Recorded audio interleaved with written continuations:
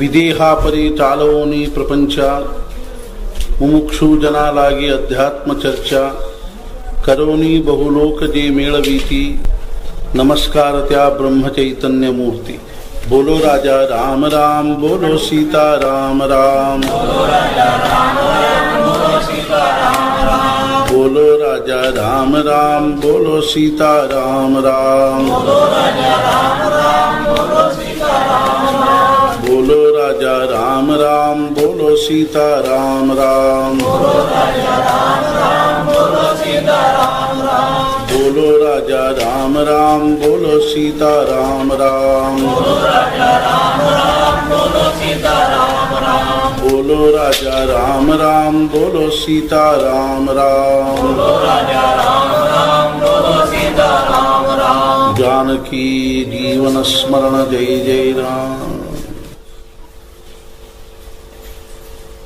ಅನಂತ ಕೋಟಿ ಬ್ರಹ್ಮಾಂಡಗಳನ್ನು ನಿರ್ಮಾಣ ಮಾಡಿ ಅವುಗಳನ್ನು ಸುವ್ಯವಸ್ಥಿತವಾಗಿ ಸಂರಕ್ಷಣೆ ಮಾಡಿ ಅವುಗಳ ಸಂಹಾರದಲ್ಲಿಯೂ ಲೋಕ ಕಲ್ಯಾಣವನ್ನೇ ಮಾಡತಕ್ಕಂಥ ಪರಮಾತ್ಮ ಏನಿದ್ದಾನಂದ್ರೆ ಅತ್ಯಂತ ವಿಲಕ್ಷಣವಾಗಿರ್ತಕ್ಕಂಥ. ನಾನು ಇನ್ನು ಹೇಳಿದೆ, ಈ ಪ್ರಪಂಚದಲ್ಲಿ 3 ವಸ್ತುಗಳು ಏನವ ಅಂದ್ರೆ ಅತ್ಯಂತ ಆಶ್ಚರ್ಯಪಡುವಂಥ ವಸ್ತುಗಳು. ಅದರೊಳಗೆ ಮೊದಲೇದು ಯಾವುದು ಅಂದ್ರೆ ಪರಮಾತ್ಮ. ಸಹಸ್ರಾರು ವರ್ಷಗಳಿಂದ ಮನುಷ್ಯ ಆ ಭಗವಂತನನ್ನ ಕುರಿತು ಜಿಜ್ಞಾಸೆ ಮಾಡ್ತಾ ಇದ್ದ. ನಾವು ನೋಡ್ತೀವಿ, ನಮ್ಮ ದೇಶದಲ್ಲಿ ಸಾವಿರಾರು ವರ್ಷಗಳ ಹಿಂದಿನಿಂದಲೂ ಅನೇಕರು ಆ ಭಗವಂತನ ಸಲುವಾಗಿ, ಭಗವಂತನ ಪ್ರಾಪ್ತಿಯ ಸಲುವಾಗಿ ಏನ್ ಮಾಡ್ತಾ ಇದ್ದಾರೆ ಅಂದ್ರೆ ಸಾಧನೆ ಏನ್ ಮಾಡ್ತಾನೆ. ಅದೇ ರೀತಿಯಾಗಿ ಆ ಭಗವಂತನ ದಿವ್ಯವಾಗಿರ್ತಕ್ಕಂಥ ಅನುಭವವನ್ನು ಪಡ್ಕೊಂಡಿರ್ತಕ್ಕಂಥವರು ಇದ್ದಾರೆ. ಮನುಷ್ಯ ಮಾತ್ರರು ನಿರಂತರವಾಗಿ ಏನಾದರೂ ಕಾರ್ಯ ಮಾಡ್ತಾ ಇರೋದನ್ನ, ಕರ್ಮ ಮಾಡ್ತಾ ಇರೋದನ್ನ, ಕೆಲಸ ಮಾಡ್ತಾ ಇರೋದನ್ನ ನಾವು ನೋಡ್ತಾ ಇದ್ದೀವಿ. ನಾವು ನೋಡ್ತೀವಿ, ಭಗವದ್ಗೀತೆಯಲ್ಲಿ ಭಗವಂತ ಹೇಳ್ತಾನೆ, ನಹಿ ಕಶ್ಚಿತ್ ಕ್ಷಣಮಪಿ ಜಾತು ತಿಷ್ಠತ್ಯ ಕರ್ಮಕೃತ. ಯಾವುದೇ ಒಬ್ಬ ಮನುಷ್ಯ ಅಥವಾ ಯಾರೂ ಸಹಿತ ಒಂದು ಕ್ಷಣನೂ ಏನ್ ಮಾಡ್ಲಿಕ್ಕೆ ಶಕ್ಕಿಲ್ಲ ಅಂತಂದ್ರೆ ಏನಾದ್ರೂ ಕಾರ್ಯ ಮಾಡದ ಸುಮ್ಮನೆ ಕೂಡ್ಲಿಕ್ಕೆ ಶಕ್ಕಿಲ್ಲ. ಒಂದು ಕ್ಷಣನೂ ನಾವು ಯಾರು ಏನ್ ಮಾಡ್ಲಿಕ್ಕೆ ಶಕ್ಕಿಲ್ಲ ಅಂದ್ರೆ ಸುಮ್ಮನೆ ಕೂಡ್ಲಿಕ್ಕೆ ಶಕ್ಕಿಲ್ಲ, ಏನಾದ್ರೂ ಮಾಡ್ತಾನೆ ಇರ್ತೀವಿ.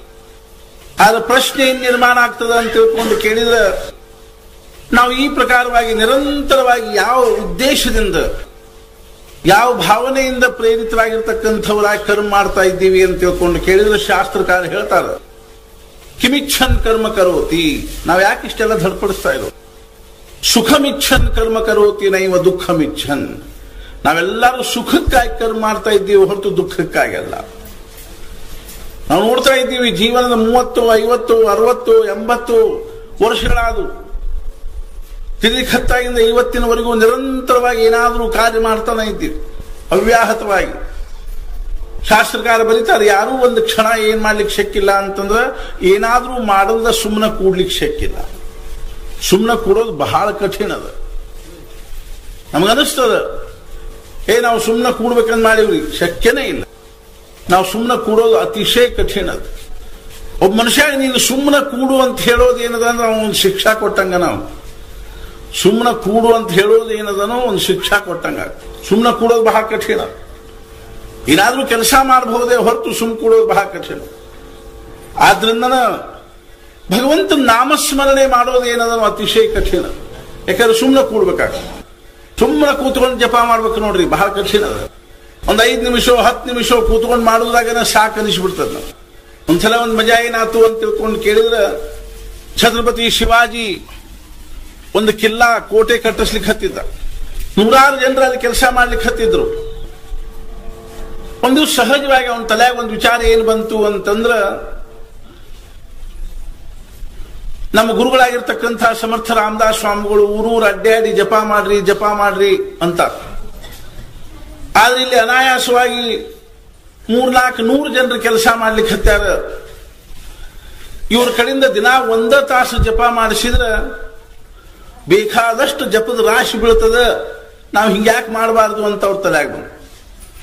ಅಂತ ಅನಿಸೋದಕ್ಕೇನೆ ಸಮರ್ಥ ರಾಮದಾಸ್ ಸ್ವಾಮಿಗಳಲ್ಲಿ ಬಂದ್ಬಿಟ್ರು. ಅವರು ಸಹಜವಾಗಿ ಶಿವಾಜಿ ಅಂದ್ರು, ಶಿವಬಾ ಅಂತಿದ್ರು. ಅವನು ನಿನ್ನ ಮುಖಾವಳಿ ಪ್ರಸನ್ನ ಆಗಿದೆ, ಏನೋ ಒಂದು ವಿಶೇಷವಾದ ವಿಚಾರ ಬಂದದೆ ಅಂತ ತಲ್ಯಾಗ. ಹೌದ್ರಿ ಅಂತ ನನ್ನ ಮನಸ್ಸಿನಾಗ ಬಹಳ ಒಂದು ಮಹತ್ವಪೂರ್ಣವಾಗಿರ್ತಕ್ಕಂಥ ವಿಚಾರ ಬಂದದ. ಏನು ಅಂತ ಅಲ್ಲ, ಇಲ್ಲಿ 300-400 ಜನರು ಕೆಲಸ ಮಾಡ್ಲಿಕ್ಕೆ ಹತ್ತಾರ, ಕೆಲವರು ಕಲ್ಲು ಒಡ್ಲಿಕ್ಕೆ ಹತ್ತಾರ, ಕೆಲವರು ಕಟ್ಲಿಕ್ಕೆ ಹತ್ತಾರ. ಅದನ್ನು ಕೋಟೆ ಕಟ್ಟುವುದಂದ್ರೆ ಇನ್ನು ಸಾಮಾನ್ಯ ಕೆಲಸ ಏನ್ರಿ? ರಾಜ ಮಹಾರಾಜರು ಮಾಡಿಸ್ತಕ್ಕಂಥ ಒಂದು ಕಾರ್ಯದಲ್ಲಿ 100 ಜನರು ಕೆಲಸ ಮಾಡ್ಲಿಕ್ಕೆ ಹತ್ತ. ಅವಾಗ ಏನ್ ಅನಿಸ್ತು, ಅವ ಏನಂದ ಅಂತಂದ್ರೆ, ಇವರೆಲ್ಲಾರ ಕಡೆಯಿಂದಲೂ ಜನ 1 ತಾಸು ಜಪ ಮಾಡಿಸಿದ್ರೆ ಬೇಕಾದಷ್ಟು ಜಪ ಆಗ್ತಾವ, ಬೇಕಾದಷ್ಟು 13 ಕೋಟಿ ಜಪ ಆಗ್ಲಿಕ್ಕೆ ಶಕ್ಯದ ಅಂತ ತಿಳ್ಕೊಂಡು ನನ್ನ ಮನಸ್ಸಿನ ಸಹಜ ವಿಚಾರ ಬಂದ. ಕೂಡ ಸಮರ್ಥರಂದ್ರು ಬಹಳ ಚಲೋ ವಿಚಾರ ಬಂದಪ್ಪ, ನಮಗೂ ಕಲ್ಪನಾ ಇದ್ದಿದ್ದಿಲ್ಲ ನೋಡು ಅಂತ ಹೇಳಿ. ಇಷ್ಟು ಸಹಜವಾಗಿ ಮನುಷ್ಯ ಸ್ವಸ್ಥ ಕೂತ್ಕೊಂಡು ಜಪ ಮಾಡ್ಲಿಕ್ಕೆ ಶಕ್ಯದ ಅನ್ನೋದು ನಮಗೂ ಕಲ್ಪನಾ ಇದ್ದಿಲ್ಲ. ಆಯ್ತು ಹಂಗ ಮಾಡುವಂತ ತಿಳ್ಕೊಂಡು ಅಂದ ಕೂಡ ಶಿವಾಜಿಗೂ ಸಂತೋಷ ಆತು. ಬಡ ಬಡ ಏನದ ಒಂದು 300 ಜಪಮಾಲಿ ತರಿಸಿದ. ಸಂಜಿನಾಗ ಎಲ್ಲಾರು ಕೆಲಸ ಬಿಟ್ಟು ಮನೆಗೆ ಹೋಗೋ ಮುಂದೆ ಎಲ್ಲಾರನ್ನು ಕರೆದ. ನಾಳಿನಿಂದ ನೀವು ಕೆಲ್ಸಕ್ಕೆ ಬಂದ ಕೂಡ್ಲೇನೆ ಮುಂಚೆ ಏನ್ ಮಾಡಂಗಿಲ್ಲ ಅಂದ್ರೆ ಕೆಲಸ ಶುರು ಮಾಡಂಗಿಲ್ಲ. ನೀವು ಸರಿಯಾಗಿ 8 ಗಂಟೆಗೆ ಬಂದು ಬಿಡಬೇಕು. 8ರಿಂದ 9 ತನಕ ಮುಂಚೆ ಏನ್ ಮಾಡ್ಬೇಕು ಅಂದ್ರೆ 1 ತಾಸು ಜಪ ಮಾಡ್ಬೇಕು. 9ರಿಂದ ಕೆಲಸ ಶುರು, 1 ತಾಸು ಸೂಟ್ ನಿಮಗೆ ಕೆಲಸದ. ಅವ್ರಿಗೆ ಅನಿಸ್ತೀವಿ ಬಹಳ ಚಲೋ ಆತು ಅನಿಸ್ತೀವಿ. ದಿನ ಕಲ್ಲು ಹೊಡಿ, ಅದನ್ನ ಮಾಡು ಇದನ್ನ ಮಾಡು ಅಂತ ತಿಳ್ಕೊಂಡು ಮೈ ನುಗ್ಗಾಗಿ ಹೋಗ್ತದ.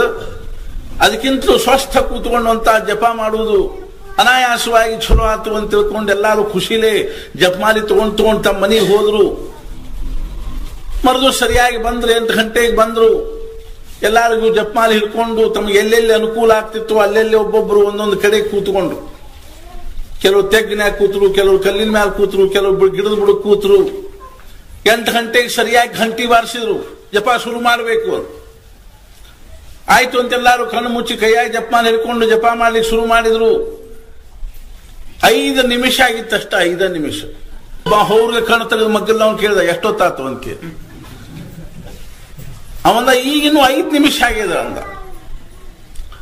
ಅವಾಗ ಹಾಬ್ರೆ ಬಿಟ್ಟ, ಈಗಿನೂ 5 ನಿಮಿಷ ಆಗ್ಯದ, ಇನ್ನು 1 ತಾಸು ತನಕ ಹೆಂಗ್ ಕೂಡೋದು ಅಂತಂದ್ರು. ಕೊನೆಗೆ ಅಂತೂ ಇಂತೂ 1 ತಾಸು ಆಯ್ತು. ಆ 1 ತಾಸು ಆಗುದ್ರಾಗನ ಎಲ್ಲಾರು ಹೆಂಗ್ ಮಾಡ್ಲಿಕ್ಕೆ ಹತ್ರು ಅಂತಂದ್ರ ಸಾಕಾತಪ್ಪ ಅಂತಂದ್ರು. ಮೈ ಎಲ್ಲ ಮುರಿಲಿಕ್ಕೆ ಹತ್ರು.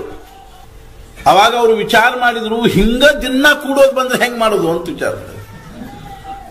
ಅವಾಗ ಒಬ್ಬ ಅಂದ, ನೀವೇನ್ ಕಾಳಜಿ ಮಾಡಬೇಡ್ರಿ ಅಂದ. ಯಾಕ? ನಾ 1 ತಾಸು ಜಪ ಮಾಡೇ ಇಲ್ಲ ಅಂದ. ಮತ್ತೆ ಏನ್ ಮಾಡಿ ಇದ್ರೊಳಗಿಂದ ಹೆಂಗ ಪಾರಾಗೋದನ್ನು ವಿಚಾರ ಮಾಡಲಿ ನಾನು ಅಂತ ಹೇಳಿದಂತ. ಎಲ್ಲರಿಗೂ ಬಹಳ ಖುಷಿ ಆಯ್ತು. ಚಲೋ ಆತ್ಪ ಮಹಾರಾಯ, ಇನ್ನೂ 1 ತಾಸು ಹೆಚ್ಚಿಗೆ ಕೆಲಸ ಮಾಡಂದ್ರೆ ಮಾಡ್ತೀವಿ, ಖರೆ ಹಿಂಗ್ ಕಣ್ಣು ಮುಚ್ಕೊಂಡು ಕೂಡಂದ್ರೆ ಶಕ್ಕಿಲ್ಲ ನಮಗ ಅಂತ. ಎಷ್ಟು ಕಠಿಣ ಅದ. ಛತ್ರಪತಿ ಶಿವಾಜಿಗೆ ಜಿಜ್ಞಾಸ ಏನಾಯ್ತು ಇವ್ರದ್ದು ಅನುಭವ ಅಂತ ತಿಳ್ಕೊಂಡು ಸಂಜಿನಾಗ ಎಲ್ಲಾರನ್ನು ಕರೆಸಿ ಏನಪ್ಪ ನಿಮ್ಮ ಅನುಭವ ಏನು ಮುಂಜಾನಿದು ಅಂತ ಕೇಳ. ಅವ್ರಂದ್ರು, ಮಹಾರಾಜ್ ಅಂದ್ರು, ನೀವು ನೋಡ್ರಿ ಇನ್ನೊಂದೆಲ್ಲಾರ ಕೋಟೆ ಕಟ್ತೀವಿ ಅಥವಾ ಮತ್ತೆಲ್ಲಾರ ಒಯ್ದು ಮತ್ತೊಂದು ಹೊಟ್ಟು ತೆಗಿತೀವಿ, ಈ ನಿಮ್ ಜಪಮಾಲಿ ನೀವು ತಗೊಂಡ್ಬಿಡ್ರಿ ಅಂತ ಹೇಳಿ. ಬಹಳ ಕಠಿಣ ಅದು. ಆದ್ರಿಂದ ಪರಮಾತ್ಮನ ಒಂದು ಅನುಭವ ಅನ್ನುವಂಥದ್ದು ಏನದ ಅಂದ್ರೆ ಅತ್ಯಂತ ಕಠಿಣವಾಗಿರ್ತಕ್ಕಂಥದ್ದು ಅಂತ ತಿಳ್ಕೊಂಡು, ಅತಿಶಯ ಕಠಿಣದ ಅಂತ ತಿಳ್ಕೊಂಡು ಏನು ಅಂತ ತಿಳ್ಕೊಂಡು ಕೇಳಿದ್ರೆ ಕಲಿಯುಗದೊಳಗೆ ಅತಿಶಯ ಸುಲಭವಾಗಿರ್ತಕ್ಕಂಥದ್ದು ಅದು. ಸಾಧು ಸಂತರು ಹೇಳಿದ್ರು, ಕಲಿಯುಗದೊಳಗೆ ಭಗವಂತನ ಅನುಭವ ಅನ್ನುವಂಥದ್ದು ಬಹಳ ಸುಲಭವಾಗಿದೆ. ತುಳಸಿದಾಸರು ಹೇಳಿದ್ರು, ನಹಿ ಕಲಿ ಕರಮನ ಭಗತಿ ವಿವೇಕು ರಾಮನಾಮ ಅವಲಂಬನ ಏಕು. ಕಲಿಯುಗದೊಳಗೆ ಮತ್ತೊಂದು ಏನೂ ಬೇಕಾಗಿಲ್ಲ, ಭಗವಂತನ ಅನುಭವ ಆಗಬೇಕಾದ. ರಾಮನಾಮ ಅವಲಂಬನ ಏಕು, ಭಗವಂತನ ನಾಮಸ್ಮರಣೆ ಮಾಡಿಕೋತ ಇದ್ರ ಆತ. ಯಾವುದಾದ್ರೂ ಭಗವಂತನ ನಾಮಸ್ಮರಣೆ ಮಾಡಿ ಭಗವಂತನ ಅನುಭವ ಅನ್ನುವಂಥದ್ದಾಗ್ತದೆ. ಇಂಥ ಒಂದು ಪರಮಾತ್ಮ ಸ್ವರೂಪ ಅನ್ನುವಂಥದ್ದು ಏನದಂದ್ರೆ ಅತಿಶಯ ಆಶ್ಚರ್ಯವನ್ನು ಉಂಟು ಮಾಡತಕ್ಕಂಥ ವಿಷಯ. ಇದಕ್ಕಿಂತಲೂ ಆಶ್ಚರ್ಯವಾಗಿರ್ತಕ್ಕಂಥದ್ದು ಯಾವುದು ಅಂದ್ರೆ ಭಗವಂತನ ನಾಮ ಅಂತ ಹೇಳಿ. ಎಷ್ಟು ಸುಲಭವಾಗಿ ನಮಗೆ ಅದನ್ನ ಜಪ ಮಾಡ್ಲಿಕ್ಕೆ ಬರುವ ಹಂಗದ ನೋಡು. ಭಗವಂತನ ನಾಮ ಹೆಂಗದ ಅಂತ ತಿಳ್ಕೊಂಡು ಕೇಳಿದ್ರೆ ಯಾರಾದ್ರೂ ನಾವು ರಾಮ ರಾಮ ಅನ್ಬಹುದು, ಶಿವ ಶಿವ ಅನ್ಬಹುದು, ಶಂಕರ ಶಂಕರ ಅನ್ನಬಹುದು. ಯಾವುದಾದ್ರೂ ಭಗವಂತನ ನಾಮವನ್ನು ನಾವು ಎಷ್ಟು ಸುಲಭವಾಗಿ ಏನ್ ಮಾಡಬಹುದು ಅಂದ್ರೆ ಉಚ್ಚಾರ ಮಾಡಬಹುದು. ಆದ್ರೆ ನಾವೆಲ್ಲರೂ ಭಗವಂತನ ನಾಮಸ್ಮರಣೆ ಮಾಡ್ತೀವಿ ಏನೋ ಖರೆ, ಆದ್ರೆ ಭಗವಂತನ ಅನುಭವನೇ ಬರವಲ್ತು. ಯಾಕೆ ಬರವಲ್ತು ಅಂತ ತಿಳ್ಕೊಂಡು ಕೇಳಿದ್ರೆ ಆ ಭಗವಂತನ ನಾಮದ ವೈಶಿಷ್ಟ್ಯ ಏನದ ಅನ್ನೋದಕ್ಕೊಂದು ಉದಾಹರಣೆ ಹೇಳ್ತೀವಿ. ಭಗವಂತನ ನಾಮ ಹೆಂಗದ ಅನ್ನೋದು. ಒಂದು ಊರಾಗ ಒಬ್ಬ ಸಾಧು ಇದ್ದ, ಅವನೊಬ್ಬ ಶಿಷ್ಯ ಇದ್ದ. ಒಂದು ದಿವಸ ಸಹಜವಾಗಿ ಆ ಶಿಷ್ಯಾಗಿ ಏನ್ ಅನ್ನಿಸ್ತೀವಿ ಅಂತಂದ್ರ, ನಮ್ಮ ಗುರುಗಳ ಕಡೆಯಿಂದ ಯಾವುದಾದ್ರೂ ಒಂದು ವಿಶೇಷವಾಗಿರ್ತಕ್ಕಂಥ ಮಂತ್ರವನ್ನ ನಾವು ಅನುಗ್ರಹ ತಗೋಬೇಕು, ಉಪದೇಶ ತಗೋಬೇಕು, ಮತ್ತು ಅದನ್ನು ಬಹಳಷ್ಟು ಜಪ ಮಾಡಿ ನಾವೇನಾದ್ರೂ ಒಂದು ವಿಶೇಷವಾಗಿರ್ತಕ್ಕಂಥದ್ದನ್ನು ಪಡ್ಕೋಬೇಕು ಅಂತ ಅನಿಸಿ ಅವನು ತನ್ನ ಗುರುಗಳ ಕಡೆಗೆ ಹೋದ, ಸಾಧುಗಳ ಕಡೆ. ಅವನ್ನ ಮಹಾರಾಜ್, ನನಗೆ ಯಾವುದಾದ್ರೂ ಒಂದು ಇಂಥ ವಿಶೇಷವಾಗಿರ್ತಕ್ಕಂಥ ಮಂತ್ರವನ್ನು ಉಪದೇಶ ಮಾಡ್ರಿ, ಯಾವುದನ್ನು ನಾನು ಜಪ ಮಾಡಿದ್ರೆ ನನಗೆ ಜೀವನದೊಳಗೆ ಏನಾದರೂ ಒಂದು ವಿಶೇಷವಾಗಿರ್ತಕ್ಕಂಥದ್ದು ಪ್ರಾಪ್ತ ಆಗ್ತದೆ. ಆ ಸಾಧು ಅನ್ನಿಸ್ತು, ಆಗ್ಲಿ ಏನ್ ಅಡ್ಡಿ ಇಲ್ಲಪ್ಪ, ನಾಳೆ ಬಾ, ಹಂಗಾರ ನಾನು ನಿನಗೆ ಏನ್ ಮಾಡ್ತೀನಿ ಅಂದ್ರೆ ವಿಶೇಷವಾಗಿರ್ತಕ್ಕಂಥ ಮಂತ್ರವನ್ನು ಉಪದೇಶ ಮಾಡ್ತೀನಿ. ಮರುದಿವ್ಸ ಹೋದ ಸಾಧುಗಳ ಕಡೆಗೆ. ಅವ್ರು ಒಳಗೆ ಕರ್ಕೊಂಡು ಹೋದ್ರು, ಸ್ನಾನ ಗೀನ ಮಾಡ್ಕೊಂಡು ಹೋಗಿದ್ದ. ಒಳಗೆ ಕರ್ಕೊಂಡು ಹೋದ್ರು, ಏಕಾಂತವಾಗಿರ್ತಕ್ಕಂಥ ಒಂದು ಖೋಲಿ ಒಳಗೆ ಕರ್ಕೊಂಡು ಹೋದ್ರು. ಅವನ ತಲೆ ಮೇಲೆ ಒಂದು ವಸ್ತ್ರವನ್ನು ಹಾಕಿ ಅವ್ರ ಕಿವಿ ಒಳಗ ಉಪದೇಶ ಮಾಡಿದ್ರು. ಏನಂದ್ರ ಶ್ರೀರಾಮ್ ಜಯ ರಾಮ್ ಜಯ ಜಯ ರಾಮ್ ಅಂತ. ಶಿಷ್ಯಾಗ ಬಹಳ ಸಂತೋಷ ಆಯ್ತು. ಸಂತೋಷ ಆಯ್ತು ಅಂದ್ರೆ ನನಗೆ ಏನೋ ಒಂದು ಜಗತ್ತಿಗೆ ಯಾರಿಗೂ ಗೊತ್ತಿಲ್ಲದೆ ಇರತಕ್ಕಂಥದ್ದು ನನಗೆ ಪ್ರಾಪ್ತ ಆಯ್ತು ಅನ್ನುವಂತಹ ಭಾವದಿಂದ ಸಂತೋಷ. ಮನೆಗೆ ಹೋದ. ಮನೆಯೊಳಗೆ ಏಕಾಂತವಾಗಿರ್ತಕ್ಕಂಥ ಒಂದು ಖೋಲಿ ಒಳಗೆ ಬಾಗ್ಲ ಹಾಕೊಂಡು ಕೂತು ದಿನ 2 ತಾಸು 3 ತಾಸು ಸ್ವಸ್ಥ ಜಪ ಮಾಡ್ಲಿಕ್ಕೆ 4-6 ತಿಂಗಳು ಕಳೀತು. ಒಂದ್ ದಿವಸ ಎಲ್ಲೋ ಒಂದ್ ಕಡೆ ಇಂಥ ದೇವಸ್ಥಾನದಲ್ಲಿ ಹೋಗಿದ್ದ, ಅಲ್ಲಿ ಉತ್ಸವ ನಡೆದಿತ್ತು. ಅಲ್ಲಿ 100 ಜನರು ಶ್ರೀರಾಮ್ ಜಯ ರಾಮ್ ಜಯ ಜಯ ರಾಮ್, ಶ್ರೀರಾಮ್ ಜಯ ರಾಮ್ ಜಯ ಜಯ ರಾಮ್ ಅನ್ನೋದನ್ನು ಕೇಳಿದ. ಒಮ್ಮೆಲೆ ಅವನಿಗೆ ಏನಾಗ್ಬಿಡ್ತೀವಿ ಅಂತಂದ್ರ ಆಶ್ಚರ್ಯ. ಎಲ್ಲಾರನ್ನೂ ಕೇಳಿದ, ಏನಪ್ಪ ನಿಮಗೆ ಈ ಮಂತ್ರ ಗೊತ್ತದ ಏನು? ಅವ್ರನ್ನ ಗೊತ್ತದೆ ನಮ್ಗ ಅಂತ ಹೇಳಿ. ಅವ್ರನ್ನ ಕೇಳಿದ, ಇವ್ರನ್ನ ಕೇಳಿದ, ಯಾರನ್ನ ಕೇಳಿದ್ರು ಏನಂದ್ರು ಅಂತ, ನಮಗೆ ಈ ಮಂತ್ರ ಗೊತ್ತದ ಅಂತ ಹೇಳಿ. ಅವಾಗ ಅವನಿಗೆ ಅನಿಸ್ತು, ಅರೆ ನಮ್ಮ ಗುರುಗಳು ನನ್ನ ಅರ್ಥಾತ್ ಮೋಸ ಮಾಡಿದ್ರು ಅನಿಸ್ತು. ನಾನು ಅವ್ರಿಗೆ ಎಷ್ಟು ಕಳಕಳಿಯಿಂದ ಹೇಳಿದ್ದೆ, ಯಾರಿಗೂ ಗೊತ್ತಿಲ್ಲದೆ ಇರ್ತಕ್ಕಂಥದ್ದನ್ನು ಹೇಳ್ರಿ ಅಂತ ತಿಳ್ಕೊಂಡು ಹೇಳಿದ್ರೆ ಜಗತ್ತಿಗೆ ಗೊತ್ತಿರೋ ಮಂತ್ರವನ್ನು ಹೇಳಿಬಿಟ್ರಲ್ಪ ಇವರು ಅಂತ ತಿಳ್ಕೊಂಡು ಒಳ್ಳೆ ಸಿಟ್ಟು ಬಂತ ಅವನಿಗೆ. ಅವನು ಸಿಟ್ಟಿಗೆ ಎದ್ದು ಗುರುಗಳ ಕಡೆಗೆ ಹೋದ. ಅವಂದ, ಗುರುಗಳ ಹಿಂಗ ಮೋಸ ಮಾಡಬಾರ್ದು ನೀವು ಅಂತ. ನಾನು ನಿಮ್ಗೆ ಎಷ್ಟು ಕಳಕಳಿಯಿಂದ ಹೇಳಿದ್ದೆ, ಯಾರಿಗೂ ಗೊತ್ತಿಲ್ಲದೆ ಇರತಕ್ಕಂಥದ್ದು ಅತ್ಯಂತ ರಹಸ್ಯಮಯವಾಗಿರ್ತಕ್ಕಂಥ ಮಂತ್ರವನ್ನು ಉಪದೇಶ ಮಾಡ್ರಿ ಅಂತ ತಿಳ್ಕೊಂಡು ಹೇಳಿದ್ರೆ ನೀವು ಜಗತ್ತಿಗೆ ಗೊತ್ತಿರ್ತಕ್ಕಂಥದ್ದನ್ನು ಉಪದೇಶ ಮಾಡಿಬಿಟ್ರು. ಆವಾಗ ಸಾಧುಗ ಅರ್ಥಾತ್ ಶಿಷ್ಯ ಎಲ್ಲಿ ತಪ್ಪಲಿಕ್ಕೆ ಹತ್ತಾನ ಅನ್ನೋ ಕಲ್ಪನಾ ಬಂತು. ಅವಾಗ ಅವ್ರು ಏನ್ ಮಾಡಿದ್ರು ಅಂತ ತಮ್ಗೆ ಕಿಶೆದಾಗಿಂದ ಒಂದು ದೊಡ್ಡ ಒಂದು ಕಲ್ಲು ತೆಗೆದುಕೊಟ್ರು. ಕಲ್ಲು ತೆಗೆದ್ರು. ಅದೊಂದು ಬಣ್ಣದ ಕಲ್ಲಿತ್ತು, ಕೆಂಪು ನೀಲಿನೋ ಒಂದು ಬಣ್ಣದ ಕಲ್ಲು. ಅದನ್ನ ಅವ್ನ ಕೈ ಕೊಟ್ಟು ಅವ್ನಿಗೆ ಏನಂದ್ರು, ನೋಡಪ್ಪ ಇದನ್ನ ನಮಗೆ ಸಿಕ್ಕದು, ಇದನ್ನ ಪ್ಯಾಟ್ಯಾಗಿ ತಗೊಂಡು ಹೋಗಿ ಏನ್ ಮಾಡು ಅಂದ್ರೆ ಯಾರಿಗೆ ಮಾರಬೇಡ, ಸುಮ್ಮನೆ 4 ಕಡೆಗೆ ಇದ್ರ ಕಿಮ್ಮತ್ತೇನು ತಿಳ್ಕೊಂಬ ಅಂತ. ಆಮೇಲೆ ನಾನು ನಿನಗೆ ಸಮಾಧಾನ ಹೇಳ್ತೀನಿ ನಾನು ಅಂತ ತಿಳ್ಕೊಂಡು ಅಂದ್ಕೂಡ ಆಯ್ತು ಅಂತ ತಿಳ್ಕೊಂಡು ಹೋದ. ಮುಂಚೆ ಅಲ್ಲಿ ಕಾಯಿಪಲ್ಯ ಮಾರ್ಕೋತ ಕೂತಿದ್ರು. ಬದ್ನಿಕಾಯಿ ಮಾರ್ಕೋತ ಒಬ್ಬ ಹೆಣ್ಮಳು ಕೂತಿದ್ರು. ಒಯ್ದಾಕಿ ಕಾಯಿ ಕಲ್ಲು ಕೊಟ್ಟ. ಏನು ಇದು ಕಿಮ್ಮತ್ತೆ ಏನು ಅಂತ ನೋಡಿದ್ಲು. ಹುಡುಗರಿಗೆ ಆಡ್ಲಿಕ್ಕೆ ಚಲೋ ಅದ ಅಂತ ತಿಳ್ಕೊಂಡಾಕೆ ಏನಂದ್ರು ಅಂದ್ರೆ, ಒಂದು 5 ಕಿಲೋ ಬದ್ನಿಕಾಯಿ ಕೊಡ್ತೀನಿ ನೋಡಪ್ಪ ಅಂತ. ಬ್ಯಾಡ್ತಾ ಇದೆ ಅಂತ ಇಸ್ಕೊಂಡ. ಮುಂದ್ ಕೂತ ಹೋದ. ಅಲ್ಲಿ ಗೋಧಿ ಜ್ವಾಳ ಮಾರ್ಕೋತ ಕೂತಿದ್ರು. ಅವ್ರ ಕೈ ಕಲ್ಲು ಕೊಟ್ಟ. ಅವರು ನೋಡಿದ್ರು, ಕಲ್ಲು ಚಲೋ ಅದ ಅಂತ ಅನಿಸ್ತೀವಿ. ಅವ್ರಂದ್ರು ಒಂದು 10 ಕಿಲೋ ಗೋಧಿ ಕೊಡ್ತೀವಿ, 10 ಕಿಲೋ ಜ್ವಾಳ ಕೊಡ್ತೀವಿ ಅಂದ್ರು. ಬ್ಯಾಡ್ತಾರಿಲ್ಲ ಅಂತ ಇಸ್ಕೊಂಡು. ಮುಂದೆ ಅಲ್ಲಿ ಸರಾಫಿ ಅಂಗಡಿಗಳಿದ್ದು. ಅಲ್ಲಿ ಹೋದ. ಅಲ್ಲಿ ಹೋಗಿ ಅವ್ರ ಕೈ ಕಲ್ಲು ಕೊಟ್ಟ. ಅವ್ರು ನೋಡಿದ್ರು, ಯಾಕೋ ಇದ್ರು ಸ್ವಲ್ಪ ರತ್ನದ ಝುಳುಕದ ಅಂತ ಅನಿಸ್ತು. ಸ್ವಲ್ಪ ರತ್ನದ ಜೊತೆ ಕಾಣಿಸ್ತದ ಇದು ಅಂತ. ಒಬ್ಬ ಒಂದ 500 ರೂಪಾಯಿ ಕೊಡ್ತೀನಿ ಅಂತ ಮುಂದ್ಕೂತ್ ಹೋದ. ಇನ್ನೊಬ್ಬ ಒಂದ 1000 ಕೊಡ್ತೀನಿ ಅಂದ. ಮತ್ತೊಬ್ಬ 2000 ಅಂದ. ಒಬ್ಬ 5000 ಅಂದ. ಒಬ್ಬ 10,000 ಅಂದ. ಇನ್ನೊಬ್ಬನ ಕಡೆ ತಗೊಂಡು ಹೋದ. 50,000 ರೂಪಾಯಿ ಕೊಡ್ತೀನಿ ಅಂತ. ಅವಾಗದು ರತ್ನ ಅನಿಸ್ತೇವೆ. ಅವಾಗ ಇವ್ನಿಗೆ ಅನಿಸ್ತು, ಅರೆ ಇದೇನು ಅದ, ಇದು ವಿಶೇಷವಾದ್ದು. ಕೊನೆಗೆ ಆ ಊರ್ ರಾಜನ ಕಡೆಗೆ ಹೋದ. ಆ ರಾಜನ ಆಸ್ಥಾನದಲ್ಲಿ ಒಳ್ಳೆ ಉತ್ತಮ ರತ್ನ ಪರೀಕ್ಷಕರಿತ್ತು. ಅವ್ರಿಗೆ ತೋರಿಸಿದ. ಅವಾಗ ರತ್ನ ಪರೀಕ್ಷಕರು ಹೇಳಿದ್ರಲ್ಲ ಏನು ಒಂದು, ರಾಜ ಈ ಕಲ್ಲಿನ ಕಿಮ್ಮತ್ ನಾವು ಕಟ್ಲಿಕ್ಕೆ ಶಕ್ಕಿಲ್ಲ ಅಂತ. ಈ ಕಲ್ಲಿನ ಕಿಮ್ಮತ್ತ ಕಟ್ಲಿಕ್ಕೆ ಶಕ್ಕಿಲ್ಲ ನಾವು. ಅಂದ ಕೂಡಲೇ ಆ ಕಲ್ಲು ಇಸ್ಕೊಂಡು ಬಂದ, ರತ್ನವನ್ನು ಇಸ್ಕೊಂಡು ಬಂದ. ಅವಾಗ ಅವ ಗುರುಗಳ ಕೈ ಕೊಟ್ಟು ಹೇಳಿದ, ಬದ್ನಿಕಾಯಿ ಮಾರಾಕೆ 5 ಕಿಲೋ ಬದ್ನಿಕಾಯಿ ಕೊಡ್ತನಂತ ಹೇಳಿ. ಗೋಧಿ ಜೋಳ ಮಾರವ್ರು 10-20 ಕಿಲೋ ಗೋಧಿ ಜೋಳ ಕೊಡ್ತೀವಂತ ಹೇಳಿದ್ರು. ಸರಾಫಿ ಅಂಗಡಿಗೆ ಹೋಯ್ದೆ, ಒಬ್ಬ 5 ಅಂದ, ಒಬ್ಬ 10,000 ಅಂದ, ಒಬ್ಬ 50,000 ತನಕನೂ ಅಂದ್ರು. ಆಮೇಲೆ ನಾನು ಯಾವಾಗ ರಾಜಾನ ಹತ್ರ ಹೋದ್ನು, ಅವಾಗ ರಾಜಾನಲ್ಲಿ ರತ್ನ ಪರೀಕ್ಷಕ್ಕಿದ್ದಾವ ಏನಂದ ಅಂತಾರೆ, ಇದ್ರ ಕಿಮ್ಮತ್ ಕಟ್ಲಿಕ್ಕೆ ಶಕ್ಕಿಲ್ಲ. ಹೆಂಗೋ ಹಂಗ ಗುರು ಅಂದ ಏನು ಅಂದ್ರ, ಶಿಷ್ಯ ಹೆಂಗೋ ಹಂಗ ಭಗವಂತನ ನಾಮದ ಕಿಮ್ಮತ್ ಕಟ್ಲಿಕ್ಕೆ ಶಕ್ಕಿಲ್ಲ ಅಂತ. ಆ ರತ್ನದ ಕಿಮ್ಮತ್ತೇನು ಗೊತ್ತು, ಆ ಬದ್ನಿಕಾಯಿ ಮಾರಾಕಿ. ಹೆಂಗೋ ಹಂಗ ನಾವು ರಾಮರಾವ್ ಅಂತೀವೇನೋ ಖರೆ, ನಾವು ಭಗವಂತನ ನಾಮಸ್ಮರಣೆ ಮಾಡ್ತೀವೇನೋ ಖರೆ, ಆದ್ರೆ ಅದ್ರೊಳಗೆ ಎಂಥ ಮಹತ್ವದ ಅನ್ನುವಂಥದ್ದು ನಮಗೇನಿಲ್ಲ ಅಂದ್ರೆ ಕಲ್ಪನಾ ಇಲ್ಲ. ಯಾಕಂತ ನಮಗೇನದ ಅಂತ ತಿಳ್ಕೊಂಡು ಕೇಳಿದ್ರೆ, ನಮಗೆ ಆ ಭಗವಂತನ ನಾಮದ ಸೂಕ್ಷ್ಮವಾಗಿರ್ತಕ್ಕಂಥ ಅವಸ್ಥಾದವರೆಗೂ ಹೋಗ್ತಕ್ಕಂಥದ್ದೇನಿಲ್ಲ ಅಂತಂದ್ರೆ ನಮ್ಮಲ್ಲಿ ಸಾಧನೆ ಇಲ್ಲ, ನಮ್ಮ ಉದ್ದೇಶ ಇಲ್ಲ, ನಮ್ಮ ಧ್ಯೇಯ ಇಲ್ಲ ಅಂತಹದ್ದು. ಈ ಭಗವಂತನ ನಾಮದ ಮೂಲಕವಾಗಿ ನಾವು ಭಗವಂತನನ್ನು ಪಡ್ಕೋಬೇಕು ಅನ್ನುವಂಥದ್ರ ಕಲ್ಪನಾ ಇಲ್ಲ. ಯಾಕ ಅಂತ ತಿಳ್ಕೊಂಡು ಕೇಳಿದ್ರೆ, ನಾವೇನು ಕಲ್ಪನಾ ಮಾಡ್ಕೊಂಡಿವಿ ಅಂದ್ರೆ ಈ ಪ್ರಪಂಚದ ಸುಖದ ವಸ್ತು ಅಂತ ತಿಳ್ಕೊಂಡಿವಿ. ಹುಟ್ಟಿದ ಆರಂಭದಿಂದ ಸಾಯು ತನಕನೂ ಅಹೋರಾತ್ರ ನಾವು ಧರ್ಪಡಿಸ್ತಾ ಇದ್ದೀವಿ. ಎದಕ್ಕಾಗಿ ಅಂದ್ರೆ ಸುಖಕ್ಕಾಗಿ. ನಮಗೆ ಸುಖ ಬೇಕಾಗಿದೆ ಏನೋ ಖರೆ, ಆದ್ರೆ ಆ ಸುಖವನ್ನು ನಾವು ಎಲ್ಲಿ ಹುಡುಕ್ಲಿಕ್ಕೆ ಹತ್ತೀವಿ ಅಂತ ತಿಳ್ಕೊಂಡು ಕೇಳಿದ್ರಿ, ಪ್ರಪಂಚದಲ್ಲಿ ಹುಡುಕ್ಲಿಕ್ಕೆ ಹತ್ತೀವಿ. ನಮಗೆ ಇದ್ರೊಳಗೆ ಸುಖ ಆದೀತು, ಅದರೊಳಗೆ ಸುಖ ಆದೀತು, ಹಿಂಗಾದ್ರೂ ಸುಖ ಆದೀತು, ಹಂಗಾದ್ರೂ ಸುಖ ಆದೀತು ಅನ್ನುವಂತಹ ಭಾವನೆ.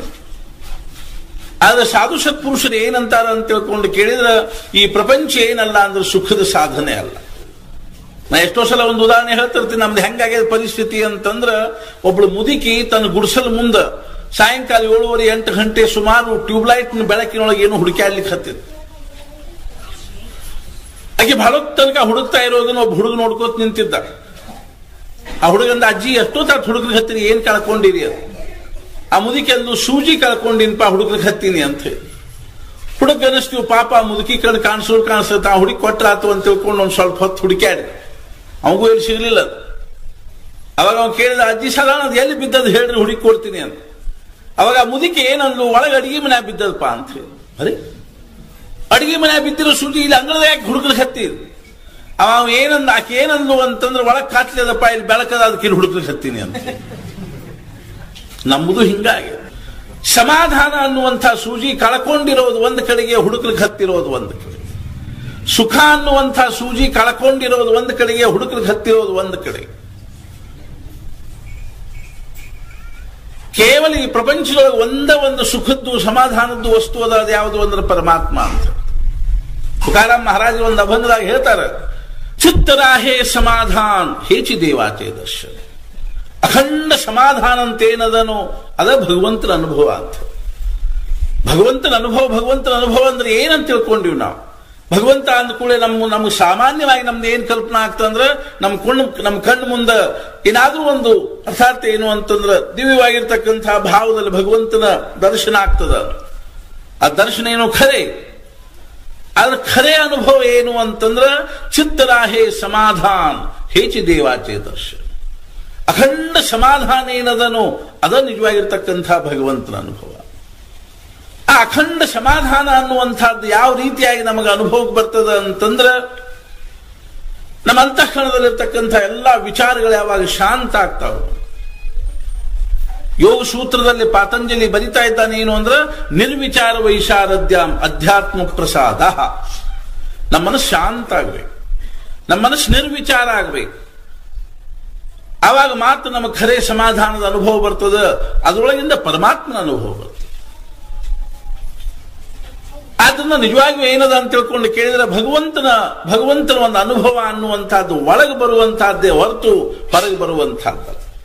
ಹೊರಗಿನ ಪ್ರಪಂಚದಲ್ಲಿ ಭಗವಂತನ ಅನುಭವ ಬರ್ಲಿಕ್ಕೆ ಶಕ್ಯದ ಏನು. ಆದ್ರೆ ನಾವು ಇವತ್ತು ಏನ್ ಮಾಡ್ಲಿಕ್ಕೆ ಹತ್ತೀವಿ ಅಂದ್ರೆ, ನಮಗೆ ಯಾವ ಸುಖ ಬೇಕು ಅಂತ ಅನಿಸ್ತು ಅದನ್ನು ಹೊರಗಿನ ಜಗತ್ತಿನ ಹುಡುಕ್ಲಿಕ್ಕೆ ಹತ್ತೀವಿ. ಮಹಾರಾಜರು ಒಂದು ಬಹಳ ಚಂದ ಉದಾಹರಣೆ ಹೇಳ್ತಿದ್ರು. ಮಹಾರಾಜರು ಏನ್ತಿದ್ರು ಅಂತಂದ್ರೆ, ಒಂದು ಪ್ಲಾಟ್ಫಾರ್ಮ್ ಮೇಲೆ 2 ಟ್ರೈನ್ ನಿಂತಾವ. ಒಂದೇನದ ಅಂದ್ರೆ ಉತ್ತರ ಕಡೆ ಮಾರಿ ಮಾಡ್ಕೊಂಡು ನಿಂತದ, ಒಂದು ದಕ್ಷಿಣ ಕಡೆ ಮಾರಿ ಮಾಡ್ಕೊಂಡು ನಿಂತ. ಆ ಪ್ಲಾಟ್ಫಾರ್ಮ್ ಮೇಲೆ, ರೈಲ್ವೆ ಸ್ಟೇಷನ್ ಮೇಲೆ ಯಾರು ಹೋದವರೆಲ್ಲಾರು ಟಿಕೆಟ್ ತಗೊಳ್ತಾರೆ. ಅಲ್ಲಿ ಒಂದ ಟಿಕೆಟ್ ಸಿಗ್ತದೆ. ಯಾವುದು ಅಂದ್ರೆ ಹೋದವರೆಲ್ಲಾರು ಆ ಕಿಟಕಿಯ ಕೈ ಹಾಕಿದ ಕೂಡಲೇ ಒಂದು ಟಿಕೆಟ್ ಕೊಡ್ರಿ, ಎಲ್ಲಿಗೆ? ಆನಂದಕ್ಕೆ ಒಂದು ಟಿಕೆಟ್ ಕೊಡ್ರಿ. ಅಲ್ಲಿ ಒಂದೇ ಟಿಕೆಟ್, ಆನಂದಕ್ಕೆ ಟಿಕೆಟ್. ಒಂದು ಆನಂದಕ್ಕೆ ಟಿಕೆಟ್ ಕೊಡ್ರಿ, ಒಂದು ಆನಂದಕ್ಕೆ ಟಿಕೆಟ್ ಕೊಡ್ರಿ, ಒಂದು ಆನಂದ. ಎಲ್ಲರಿಗೂ ಆನಂದ ಬೇಕಾಗಿದೆ, ಎಲ್ಲರಿಗೂ ಸಮಾಧಾನ ಬೇಕಾಗಿದೆ, ಎಲ್ಲರಿಗೂ ಶಾಂತಿ ಬೇಕಾಗಿದೆ, ಎಲ್ಲರಿಗೂ ಸುಖ ಬೇಕಾಗಿದೆ. ಒಂದ ಅರ್ಥದ್ದನ್ನ ಬೇರೆ ಬೇರೆ ಶಬ್ದ ಇವು. ಸುಖ, ಶಾಂತಿ, ಸಮಾಧಾನ, ಆನಂದ, ತೃಪ್ತಿ ಇವೆಲ್ಲ. ನಮಗೆಲ್ಲರಿಗೂ ಏನ್ ಬೇಕಾಗಿದೆ ಅಂದ್ರೆ ಸುಖ ಬೇಕಾಗಿದೆ. ನಾವು ಸುಖಕ್ಕಾಗಿ ಧಡಪಡಿಸ್ತಾ ಇದ್ದೀವಿ.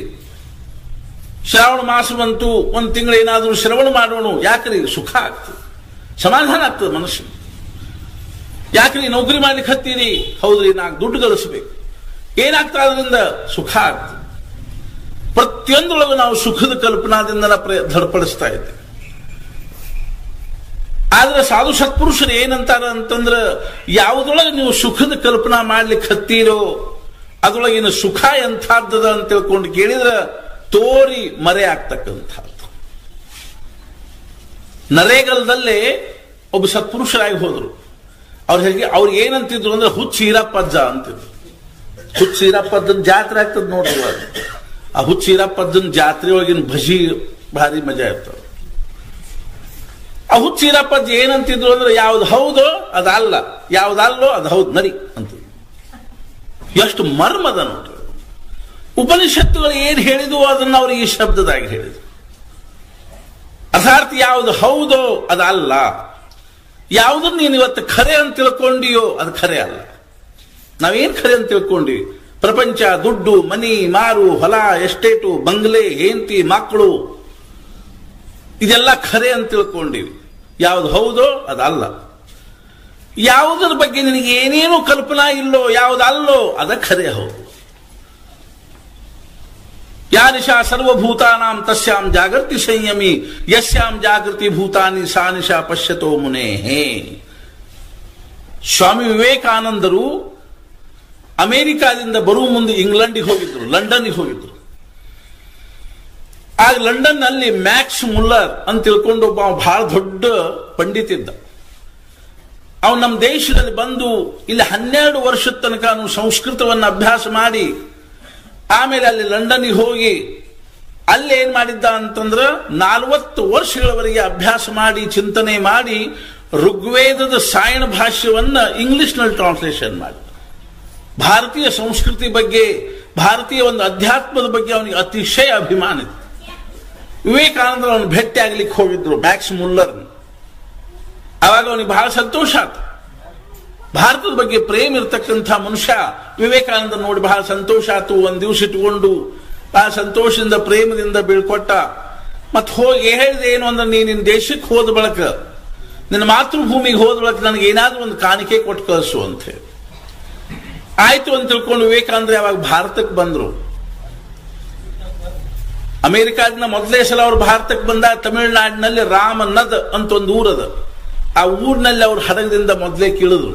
ಅಲ್ಲಿ ಇವತ್ತೇನ್ ಮಾಡಿದಾರೆ ಅಂದ್ರೆ ಒಂದು ದೊಡ್ಡದೊಂದು ಸ್ತಂಭವನ್ನು ಕಟ್ಟಿದ್ದಾರೆ. ಪಾಶ್ಚಾತ್ಯ ದೇಶಗಳಲ್ಲಿ ಭಾರತೀಯ ಸಂಸ್ಕೃತಿಯ ಮಹಿಮೆಯನ್ನ ಎಲ್ಲಾ ಕಡೆಗೂ ಬಿತ್ತರಿಸಿ ಬಂದಿರತಕ್ಕಂತಹ ಮಹಾಪುರುಷನ ಆ ಪಾದಸ್ಪರ್ಶದ ಸ್ಮರಣಾರ್ಥವಾಗಿ ಅಲ್ಲಿ ಏನ್ ಮಾಡ್ಯಾರ ಅಂದ್ರೆ ಒಂದು ಮಹಾಸ್ತಂಭವನ್ನು ಕಟ್ಟಿಸಿದ್ದಾರೆ. ಅಲ್ಲಿಂದ ಅವ್ರನ್ನ ರಥದಾಗ ಕೂಡಿಸಿಕೊಂಡು, ರಥಕ್ಕೆ ಕುದುರೆ ಹೂಡ್ಲಿಲ್ರಿ, ರಾಜ ಮಹಾರಾಜರು ಅದಕ್ಕೆ ಹೆಗಲು ಕೊಟ್ಟು ಅದನ್ನ ಎಳ್ಕೊಂಡು ಬಂದ್ರು. ಆಮೇಲೆ ಅಲ್ಲಿಂದ ಅವ್ರು ಏನ್ ಮಾಡಿದ್ರು ಅಂತಂದ್ರ ಪ್ರವಾಸ ಮಾಡಿಕೋತ ಹಿಮಾಲಯಕ್ಕೆ ಬಂದ್ರು. ಆಲ್ಮೋಡಾಕ್ ಅಲ್ಲಿ ಅವ್ರ ಆಶ್ರಮದಲ್ಲಿ ಮಾಯಾವತಿಯಲ್ಲಿ ಅದ್ವೈತ ಆಶ್ರಮ ಅಂತ ತಿಳ್ಕೊಂಡು, ಅವಾಗ ಅವ್ರಿಗೆ ನೆನಪಾತು ಮ್ಯಾಕ್ಸ್ ಮುಲ್ಲರ್ ನಾ ಏನೋ ಒಂದು ಕಳಿಸ್ತೀನಿ ಅಂತ ತಿಳ್ಕೊಂಡು ಹೇಳಿನಿ ಅಂತ. ಸಹಜವಾಗಿ ಒಂದ್ ದಿವಸ ನೋಡಿದ್ರು ಇಷ್ಟು ಸಣ್ಣದ ಒಂದು ಭಗವದ್ಗೀತಾ ಪುಸ್ತಕ ಇತ್ತು. ಆ ಭಗವದ್ಗೀತಾ ಪುಸ್ತಕ ಕೊಟ್ಟು ಕಳಿಸಿ. ಮ್ಯಾಕ್ಸ್ ಮುಲ್ಲರ್ ಆ ಪುಸ್ತಕ ನೋಡಿದ್ರು. ಪುಸ್ತಕ ಸಹಜವಾಗಿ ಕೈಯಾಗಿ ಹಿಡ್ಕೊಂಡು ಹಿಂಗ್ ತೆಗೆದ್ರಿ. ತೆಗೆದ ಕೂಡಲೇ ಒಂದು ಶ್ಲೋಕ ಮೊದಲೇ ಕಂಡ್ತು. ಯಾವುದು ಅಂದ್ರೆ, ಯಾ ನಿಶಾ ಸರ್ವಭೂತಾನಾಂ ತಸ್ಯಾಂ ಜಾಗೃತಿ ಸಂಯಮಿ ಯಸ್ಯಾಂ ಜಾಗೃತಿ ಭೂತಾನಿ ಸಾ ನಿಶಾ ಪಶ್ಯತೋ ಮುನೇಹೇ. ನಿಮ್ಗೆ ಹೇಳಿದ್ರೆ ಆಶ್ಚರ್ಯ ಅನಿಸ್ಬೋದು. ಆ ಮುದುಕ 75-80 ವರ್ಷದ ಮುದುಕ ಆ ಪುಸ್ತಕ ತಲೆ ಮೇಲೆ ಇಟ್ಕೊಂಡು ಕುಣಿದಾಡ್ಲಿಕ್ಕೆ ಹತ್ತು ಬಿಟ್ಟದ್ದು. ಏನು ಅದ್ಭುತವಾಗಿರ್ತಕ್ಕಂಥದ್ದು ಅಂತ. ನಮ್ಮ ಭಾರತೀಯ ಸಂಸ್ಕೃತಿಯ ಮಹಿಮಾ ನಿಜವಾಗಿಯೂ ನಮಗ ಅರ್ಥ ಆಗಿದೆ. ಎಂಥ ವಿಲಕ್ಷಣವಾಗಿರ್ತಕ್ಕಂಥ ಏನವ ಅಂತ ನಮ್ಮ ದೇಶದಲ್ಲೇ ಸಾಹಿತ್ಯದ, ಕಾವ್ಯವ, ರಾಮಾಯಣ ಮಹಾಭಾರತಗಳು ಭಾಗವತಗಳು ಅದೇ ರೀತಿಯಾಗಿ ಇನ್ನೂ ಅನೇಕ ಪ್ರಕಾರವಾಗಿರ್ತಕ್ಕಂಥ ಸಾಧು ಸಂತರು ಬರೆದಿರ್ತಕ್ಕಂಥ ಕಾವ್ಯಗಳು, ಜ್ಞಾನೇಶ್ವರಿ ಅಂಥವುಗಳು, ವಚನಗಳು, ಪದಗಳು ಇವೇನು ಸಾಮಾನ್ಯವಾಗಿರ್ತಕ್ಕಂಥವುಗಳವೇ. ನಮಗೆ ಅವನ ಅಭ್ಯಾಸ ಮಾಡೋ ರೂಢಿ ಇಲ್ಲ, ಅವನು ತಿಳ್ಕೋಬೇಕು ಅನ್ನುವಂಥ ಪ್ರವೃತ್ತಿ ಇಲ್ಲ. ನಾವು ಸಣ್ಣವರಿದ್ದಾಗ 7ನೇತೆ 8ನೇತೆ ಓದುವಾಗ ನಮಗೆ ಹರಿಶ್ಚಂದ್ರ ಕಾವ್ಯ ಅಂತಿತ್ತು, ರಾಘವಾಂಕ ಬರೆದಿರ್ತಕ್ಕಂಥದ್ದು. ನಾವು ಬಹಳ ಸಣ್ಣವರಿದ್ದಾಗಿಂದಲೂ ಎಲ್ಲ ಬಾಯ್ಪಾಟ್ ಮಾಡಿ ಹೋಗೋ ಒಂದು ಸ್ವಭಾವ ಇರ್ತಿತ್ತು. ಇವಾಗ ನೋಡ್ಬೇಕೀಗ ಈ ನವ್ಯ ಕಾವ್ಯಗಳು ಎರಡೆರಡು ಶಬ್ದದ್ದು ಇರ್ತಾವ. ವಿನೋದವಾಗಿ ಹೇಳ್ತಾರೆ, ಏನು ಅಂದ್ರೆ ಒಂದು ಪೇಜ್ ಯಾವ್ದಾದ್ರು ಒಂದು ಇದನ್ನ ತಗೊಂಡು ಗದ್ದೆ ತಗೊಂಡು ಅದನ್ನ ಇತ್ಲಾಗ ಕತ್ತರಿಸ್ಬಿಟ್ಟು ನಡಕ್ಕೆ ಏನು ಉಳಿತಾ ಅದನ್ನ ಕಾವ್ಯನ ಆಗ್ಬಿಡ್ತದೆ.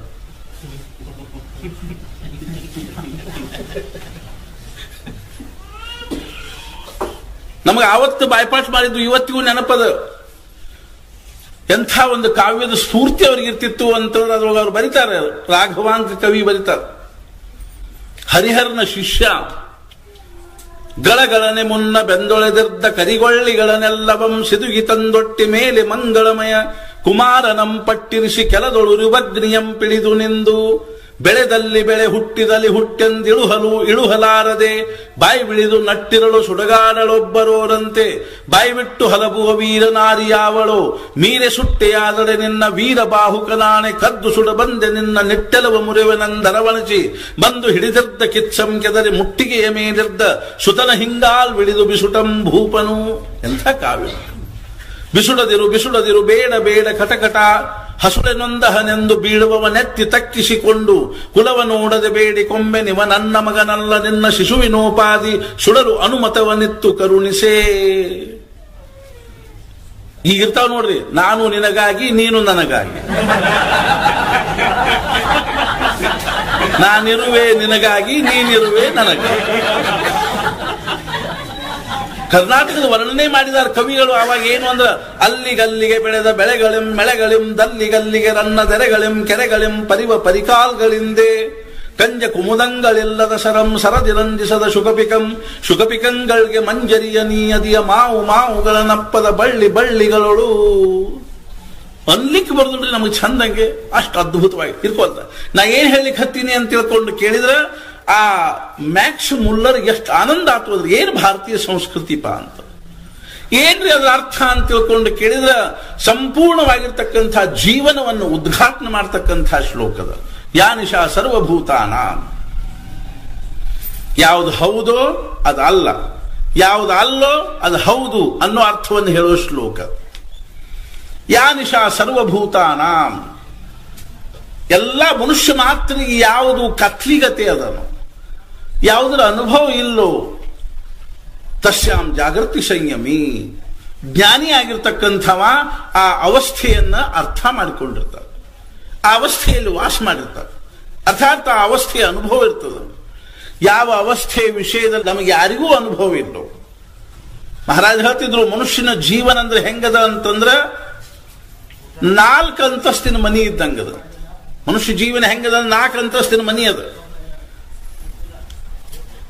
ಇವು 4 ಅಂತಸ್ತು ಯಾವುವು ಅಂತ ತಿಳ್ಕೊಂಡು ಕೇಳಿದ್ರೆ, ಒಂದು ಜಾಗೃತ ಅವಸ್ಥಾ, ನಾವು ಎಲ್ಲರೂ ಇದ್ದೀವಲ್ಲ. ಇನ್ನು 2ನೇದು ಯಾವುದು ಅಂದ್ರೆ ಸ್ವಪ್ನಾವಸ್ಥಾ, ಕನಸು ನೋಡ್ತೀವಿ, ಅದೊಂದು ಅವಸ್ಥಾ, ಅದು ಒಂದು ಅಂತಸ್ತು. ಆಮೇಲೆ 3ನೇ ಅವಸ್ಥಾ ಯಾವುದು ಅಂದ್ರೆ ಸುಷುಪ್ತಿ ಅವಸ್ಥಾ ಅಂತ ಹೇಳ್ತಾರೆ, ಗಾಢ ನಿದ್ರಾವಸ್ಥಾ. ಇವು 3 ನಮ್ಮ ಅನುಭವದಲ್ಲಿರೋ ಅವಸ್ಥೆಗಳು. 3 ಅಂತಸ್ತಾಗ ನಾವು ಹೋಗುದು ಬರುದು ಮಾಡ್ತೀವಿ. ಒಮ್ಮೆ ಜಾಗೃತ ಅವಸ್ಥೆಯಲ್ಲಿ ಇರ್ತೀವಿ, ಅದಕ್ಕಿಂತಲೂ ಮ್ಯಾಲ ಹೋಗಿ ಕನಸಿನ ಅವಸ್ಥೆಗೆ ಹೋಗ್ತೀವಿ, ಅದಕ್ಕಿಂತಲೂ ಮ್ಯಾಲ ಹೋಗಿ ಗಾಢ ನಿದ್ರಾದ ಅವಸ್ಥೆಗೆ ಹೋಗ್ತೀವಿ. ಆದ್ರೆ ನಮ್ಮೊಳಗೆ ಇನ್ನೊಂದು ಅವಸ್ಥೆ ಅದ ಅಂತ ಹೇಳ್ತಾರೆ, ಅದು ನಮ್ಮ ಅನುಭವದಲ್ಲಿಲ್ಲ. ಅದ್ರದ್ದು ಏನಾಗ್ಯದ ಪರಿಸ್ಥಿತಿ ಅಂತ ತಿಳ್ಕೊಂಡು ಕೇಳಿದ, ಆ ಅವಸ್ಥಾಕ ಕೀಲಿ ಹಾಕಿ ಆ ಕೀಲಿ ಕೈ ಕಳ್ಕೊಂಡು ಆ ಕೀಲಿ ಜಂಗ್ ಬಡದ್ ಬಿಟ್ಟದು. ನಮಗದ್ರ ಒಳಗೆ ಹೋಗ್ಲಿಕ್ಕೆ ಗೊತ್ತಾಗೋದು. ಅದಕ್ಕೆ ಅವಸ್ಥಾ ಅಂತಾರಂತ ತಿಳ್ಕೊಂಡು ಕೇಳಿದ್ರೆ ತುರಿಯ ಅವಸ್ಥಾ ಅಂತ ತಿಳ್ಕೊಂಡು, ಅದ ಖರೆ ಜ್ಞಾನದ ಅವಸ್ಥಾ. ಆದ್ರಿಂದ ಯಾರು ಆ ಅವಸ್ಥಾದಲ್ಲಿ ಹೋದ್ರು ಅವ್ರಿಗೆ ಈ 3 ಅವಸ್ಥಾ ಏನಿಸ್ತಾವಂದ್ರೆ ಮಿಥ್ಯಾ ಅನಿಸ್ತಾವ. ಈ ಪ್ರಪಂಚ ಯಾವಾಗ ನಮಗೆ ಖರೆ ಅಂದ್ರೂ ಮಿಥ್ಯಾ ಅನಿಸ್ತದ ಅಂತ ತಿಳ್ಕೊಂಡು ಕೇಳಿದ್ರೆ, ಈ ಪ್ರಪಂಚದೊಳಗೆ ಏನೇನು ಅರ್ಥ ಇಲ್ಲ ಅಂತ ತಿಳ್ಕೊಂಡು ನಮ್ಗೆ ಯಾವಾಗ ಅನಿಸ್ತದ ಅಂತ ತಿಳ್ಕೊಂಡು ಕೇಳಿದ್ರೆ, ಯಾವಾಗ ನಮ್ಗೆ ಆ 4ನೇ ಅವಸ್ಥಾದ ಅನುಭವ ಬರ್ತದ. ಹೆಂಗೆ ಅನ್ನೋದನ್ನ ಹೇಳ್ತೀನಿ ನಾನು. ಈ ಪ್ರಪಂಚದ ಕಿಮ್ಮತ್ತೇನು ಅನ್ನೋದ್ರ ಖರೆ ಕಲ್ಪನಾ ಯಾರಿಗಿರ್ತದ ಅಂತ ತಿಳ್ಕೊಂಡು ಕೇಳಿದ್ರೆ ಸಾಧು ಸತ್ಪುರುಷರಿಗಿರ್ತದೆ. ಒಂದ್ಸಲ ಒಬ್ರು ವೈದ್ಯ ಕಾಶೇಗಾಂವ್ಕರ್ ಅಂತಿದ್ರು. ಅವರು ನಮ್ಮಲ್ಲಿ ಲಕ್ಕುಂಡಿ ಅಂತ ಊರದಲ್ಲ, ಗದಗಿನ ಹತ್ತಿರ, ಅಲ್ಲೊಬ್ರು ಯೋಗಿರಾಜ್ ಮಹಾರಾಜರು ಅಂತ ಆಗೋರು. ಅವ್ರ ಶಿಷ್ಯರವರು ವೈದ್ಯ ಕಾಶೇಗಾಂವ್ಕರ್ ಅಂತ.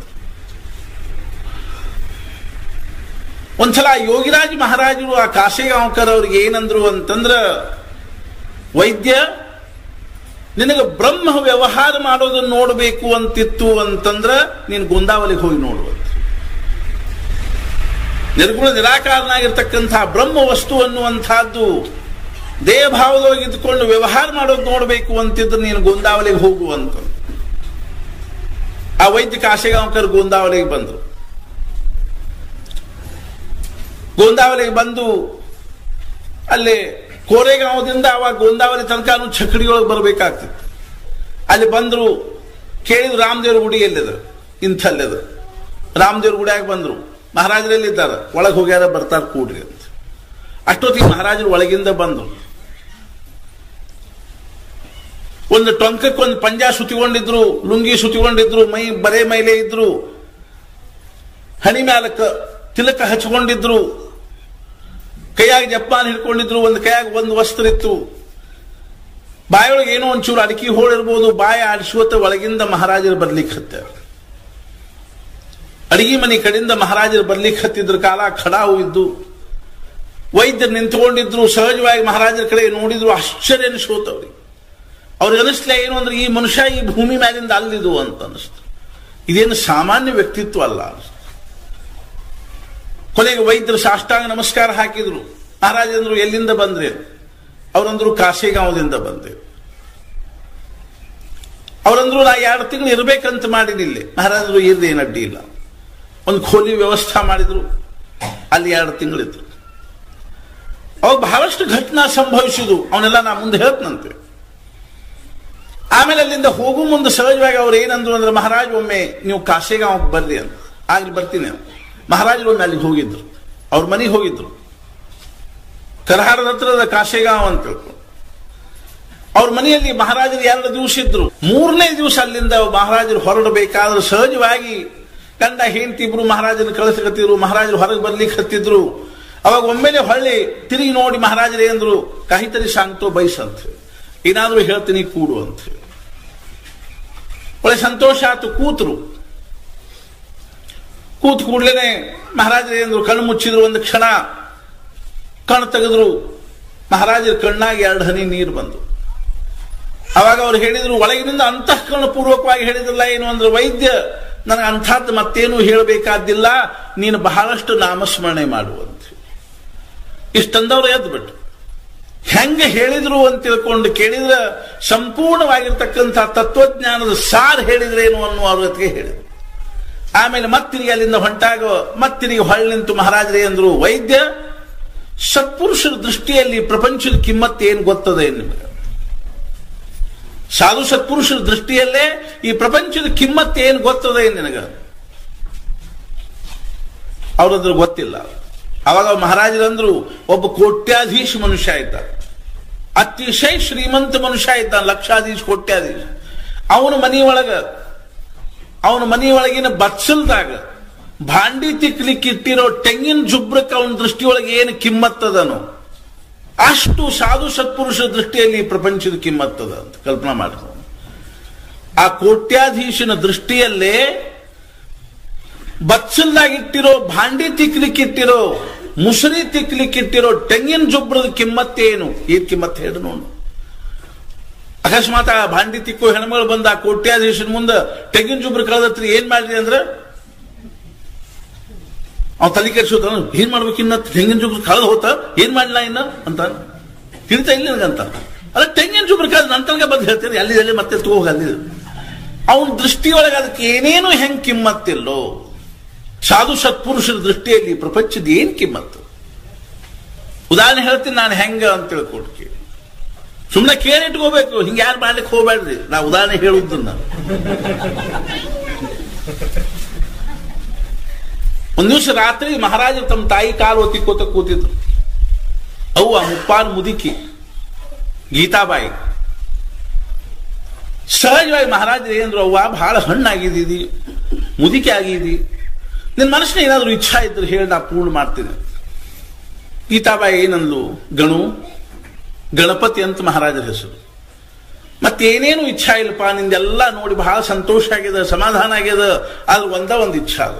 ಏನು ಅಂತಂದ್ರ ಒಂದ್ಸಲ ಕಾಶಿಗೆ ಹೋಗಬೇಕು, ಗಂಗಾ ಸ್ನಾನ ಮಾಡಬೇಕು, ವಿಶ್ವನಾಥನ ದರ್ಶನ ಮಾಡಬೇಕು ಅಂತ ತಿಳ್ಕೊಂಡು ಒಂದು ಇಚ್ಛಾ ಅದ. ಮಹಾರಾಜಂದ್ರು ಹಾಗಾದ್ರೆ ನಾವು ಏನ್ ಕಾಳಜಿ ಮಾಡಬೇಡ, ವ್ಯವಸ್ಥೆ ಮಾಡ್ತೀವಿ. ಮರುದಿವಸನ ಮಹಾರಾಜರು ಏನ್ ಮಾಡಿದ್ರು, ಅನೇಕರಿಗೆ ಪತ್ರ ಹಾಕಿದ್ರು, ನಾವು ಕಾಶಿಗೆ ಹೊಂಟಿವಿ ಬರಬೇಕು, ಕಾಶಿಗೆ ಹೊಂಟಿವಿ ಬರಬೇಕು ಅಂತ ತಿಳ್ಕೊಂಡು ಮಂದಿನ ಕೂಡಿಸಿದ್ರು. ನೂರಾರು ಮಂದಿನ ಕಟ್ಟಿಕೊಂಡು ಮಹಾರಾಜರು ಕಾಶಿಗೆ ಹೊರಡೋ ತಯಾರಿ ಮಾಡಿದ್ರು. 15-20 ಚಕಡಿ ಹೂಡಿಸಿ ತಯಾರಿ ಮಾಡಿದ್ರು. ಒಂದು ಚಕಡಿ ಒಳಗ ಗಾದಿ ಹಾಸಿ ಲೋಡ್ ಇಟ್ಟು ತಮ್ಮ ತಾಯಿನ ಕರ್ಕೊಂಡ್ಬಂದು ಕೂಡಿಸಿದ್ರು. ತಾವು ಬಂದು ಮಗ್ಗಲ್ದಾಗ ಕೂತ್ರು. ಇನ್ನೇನ್ ಚಕಡಿ ಬಿಡಬೇಕು ಅಷ್ಟೊತ್ತಿಗೆ ಅವ್ರವ್ವ ಅವರಿಗೆ ಸಹಜವಾಗಿ ಏನಂದ್ರು, ಗಣು ತುಂಬಿದ ಮನೀಪ, ದೂರದ ಪ್ರವಾಸ, ಎಂದು ಬರ್ತೀವೋ ಯಾರಿಗ್ ಗೊತ್ತು, ಸ್ವಲ್ಪ ಮನಿ ಕಡೆ ಏನಾದ್ರೂ ವ್ಯವಸ್ಥೆ ಮಾಡುವಂತ ಅಂದ ಕೂಡಲೇ ಮಹಾರಾಜರಂದ್ರು, ಖರೇವಾ ಅಂತ, ನೀನು ಬಹಳ ಹಣ್ಣಾಗಿ ಬಿಟ್ಟಿದಿ, ಏನ್ ಭರವಸೆ ಯಾರಿಗ್ ಗೊತ್ತು, ದೂರದ ಪ್ರವಾಸ ಬೇರೆ ಅದ, ನಿಂದ ಯಾಕೆ ಮನಿ ಕಡೆ ಲಕ್ಷ್ಯ ಇರಬೇಕು, ಅದಕ್ಕೆ ನಾ ಎಲ್ಲ ವ್ಯವಸ್ಥೆ ಮಾಡ್ತೀನಿ, ಏನ್ ಕಾಳಜಿ ಮಾಡಬೇಡ ಅಂತ ಕೆಳಗಿಳಿದ್ರು. ಅವ್ರು ಪುರೋಹಿತರನ್ನ ಕರೆದ್ರು, ಭಟ್ರನ್ನ ಕರೆದ್ರು, ಚಿಂತುಬುವ ಅಂತ ತಿಳ್ಕೊಂಡು ಅವ್ರಿಗೆ ಹೇಳಿದ್ರು, ಸಂಕಲ್ಪ ಹೇಳ್ರಿ ಅಂತ ಹೇಳಿದ್ರು. ಭಟ್ರ ಸಂಕಲ್ಪ ಹೇಳಿದ್ರು. ಬಡ ಮಹಾರಾಜರ ಕೈಯಾಗ ನೀರು ತಗೊಂಡು, ತುಳಸಿ ಪತ್ರಿ ತಗೊಂಡು ಹಚ್ಚಲದ ಮೇಲೆ ನೀರು ಬಿಟ್ಟು ಅಲ್ಲಿ ನಿಂತವ್ರಿಗೆಲ್ಲರಿಗೂ ಹೇಳಿದ್ರು, ನಾನು ಈ ಮನೆಯೊಳಗಿರ್ತಕ್ಕಂಥದ್ದನ್ನ ಎಲ್ಲವನ್ನೂ ಇಲ್ಲಿ ನಿಂತಿರೋರಿಗೆ ದಾನ ಮಾಡೀನಿ ಅಂತ ಬಾಗ್ಲ ತೆಗೆದ್ಬಿಟ್ಟು. ನಾ ಅದಕ್ಕೆ ಹೇಳಿಲ್ಲ, ಹಿಂಗೆಲ್ಲ ಮಾಡ್ಲಿಕ್ಕೆ ಹೋಗ್ಬೇಡ. ಬಡ ಬಾಗ್ಲ ತೆಗೆದ್ರು. ನಿಂತಿರೋ ಮಂದಿ ಕೇಳ್ಯಾರೇನ್ರಿ, 60 ಎಕರೆ ಹೊಲ ಇದ್ದು ಮಹಾರಾಜರಿಗೆ. ಅಂತರದಿಂದ ಶ್ರೀಮಂತರು ಬೆಳ್ಳಿ ಬಂಗಾರ ವಸ್ತು, ಒಡಿವಿ ಭಾಂಡಿ ಕುಂಡಿ ಹಾಸಿಗೆ ಹೊದಿಕಿ ಮನಿ ತುಂಬಿತ್ರಿ. ನಿಂತಿರೋ ಮಂದಿ ಒಳಗೆ ಹೊಕ್ಕ ನೋಡಿ ಯಾರು ಏನ್ ಸಿಗ್ತದೋ ಅಷ್ಟು ತಗೊಂಡು. ನಾವೊಂದ್ಸಲ ಬೆಳಗಾವ್ ಹೊಂಟಿದ್ವಿ ಬಸ್ನ್ಯಾಗ. ಅಲ್ಲಿ ಒಂದ್ ಕಡೆಗೆ ಮಜಾ ಏನಾಗಿತ್ತು ಅಂದ್ರೆ, ಒಂದು ಈ ರಿಫೈನ್ಡ್ ಆಯಿಲ್, ಆ ಎಣ್ಣಿದು ಟ್ಯಾಂಕರ್ ಒಡೆದು ಎಣ್ಣೆ ಹೆಂಗ ಕಾಲುವೆ ಒಳಗೆ ಹರ್ಲಿಕ್ಕೆ ಹತ್ಬಿಟ್ಟು. ಆ ಸುತ್ತಮುತ್ತಲು ಊರಾಗಿನ ಮಂದಿ ತಮ್ಮ ಮನ್ಯಾಗ ಏನೇನು ಭಾಂಡಿ ಇದ್ದು, ಏನೇನು ಕೊಡ ಹಂಡೆ, ಏನ್ ತಪ್ಪೇಲಿ ಪಾತೇಲಿ ಏನಿದ್ದು ತಂದ್ಕೊಂಡು ತುಂಬ್ಕೊಂಡು ಹೊಂಟಿದ್ರು. ನಮ್ಮ ಬಸ್ ನಿಂದ್ರಿಸಿದ್ದ. ಅಷ್ಟೊತ್ತಿಗೆ ಒಬ್ಬವ ಬೆಳಗಾವ್ ಕಡೆಗೆ ಒಂದು 12 ಕ್ಯಾನ್ ಹಾಲು ಆ ರಿಕ್ಷಾದಾಗ ತಗೊಂಡು ಹೊಂಟಿದ್ದ, ಸೈಕಲ್ ಆ ಟೆಂಪೋ ರಿಕ್ಷಾದಾಗ. MK ಹುಬ್ಳಿ ಅವ, ಮೂಟ್ಕಾನ್ ಹುಬ್ಳಿ ಮನುಷ್ಯ. 12 ಕ್ಯಾನ್ ದೊಡ್ಡ ಇಂತಿಂತಾವ್ ತುಂಬಿಕೊಂಡು ಹಾಲು ತುಂಬಿಕೊಂಡು ಬೆಳಗಾವ್ ಹೊಂಟಿದ್ದ. ಆ ಎಣ್ಣೆ ಹರಿಯುವುದು ನೋಡಿದವನ ಹಾಲೆಲ್ಲ ಸುರುವಿದ್ ನೋಡ್ರಿ. ನಾವು ಅಲ್ಲ ಹಾಲೆ ಸುರುತಿ, ಏನ್ರಿ ಬುದ್ಧಿಗಿದ್ದದ ಇಲ್ಲ ಅಂದ. ಯಾಕಂದಿವಿ, ಅಲ್ರಿ 10 ರೂಪಾಯಿ ಲೀಟರ್ ಹಾಲು, 40 ರೂಪಾಯಿ ಎಣ್ಣೆ, ತಿಳಿದ ಇಲ್ಲ ನಿಮಗಂದ. ಸುರಿಕುಮಾರ ಬಡ ಹಾಲು ಸುರುವಿದವನ 12 ಕ್ಯಾನ್ ಎಣ್ಣೆ ತುಂಬಿಕೊಂಡು ವಾಪಸ್ ಹೋಗಿಬಿಟ್ಟ. ಮನುಷ್ಯ ಹೆಂಗಿದ್ದ ಇರ್ಕೊಳ್ತಾ. ನಾ ಏನ್ ಹೇಳಿಕ್ ಹತ್ತೀನಿ ಅಂದ್ರೆ, ಮನಿ ಖಾಲಿ ಆಗಿಬಿಡ್ತಿ ಮಹಾರಾಜರು. ಅರ್ಧ ತಾಸ್ನಾಗ ಮನಿ ಖಾಲಿ ಆಯ್ತು. ಕರೀಕೊಬ್ಬ ಒಂದು ಕಸಬರಿಗೆ ಒಂದಿತ್ತಲ, ಅದನ್ನು ಸಹಿತ ಬಡ ಅಸ್ಲಾ ಇತ್ಲ, ಕಸ ಹುಡುಗಿ ಏನಾದ್ರು ಬಿದ್ದ ನೋಡ್ಕೊಂಡು ಅದನ್ನು ತಗೊಂಡು ಹೋಗ್ಬಿಟ್ಟು. ಮಹಾರಾಜರ ತಾಯಿ ಛಕಡ್ಯಾಗ ಕೂತ್ಕೊಂಡು ಬಾಯಿ ತಕ್ಕೊಂಡು ಕೂತ್ಕೊಂಡು ನೋಡ್ಕೋತ. ಮಹಾರಾಜರು ಬಂದ್ ಮಗ್ಗಲ್ದಾಗ ಕೂತ್ರು. ಅವ್ವ ಇನ್ನೀ ಮನಿ ಕಡೆಗೆ ಏನ್ ಲಕ್ಷ ಇರಂಗಿಲ್ಲ, ಹೋದಲ್ಲ, ಎಲ್ಲಿ ಲಕ್ಷ ಬರ್ಬೇಕು, ಎಲ್ಲಕ್ಕೆ ಲಕ್ಷ ಕೊಡಿದ್ರಿ, ಅದಕ್ಕೆ ಆ ಮನಿ ಕಡೆ ಎಲ್ಲಕ್ಕೆ ಲಕ್ಷ ಕೊಡ. ಅವಾಗ ಅವ್ರು ಒಂದು, ನಾನು ನಿಮಗೆ ಸತ್ಪುರುಷರ ಮಹಿಮಾ ಹೇಳ್ತೇನೆ. ಅವಾಗ ಅವ್ರು ಒಂದು, ಗಣು ನೀ ಯಾವಾಗ ಏನ್ ಮಾಡ್ತೀವಿ ಗೊತ್ತಾಗೋದಿಲ್ಪ ಅಂತ. ಸತ್ಪುರುಷರಿಗೂ ಅರ್ಥ ಆಗೋ, ಸತ್ಪುರುಷರ ತಾಯಿಗೂ ಸಹಿತ ಸತ್ಪುರುಷರ ಮಹಿಮಾ ಅರ್ಥ ಆಗೋದು ಕಠಿಣ.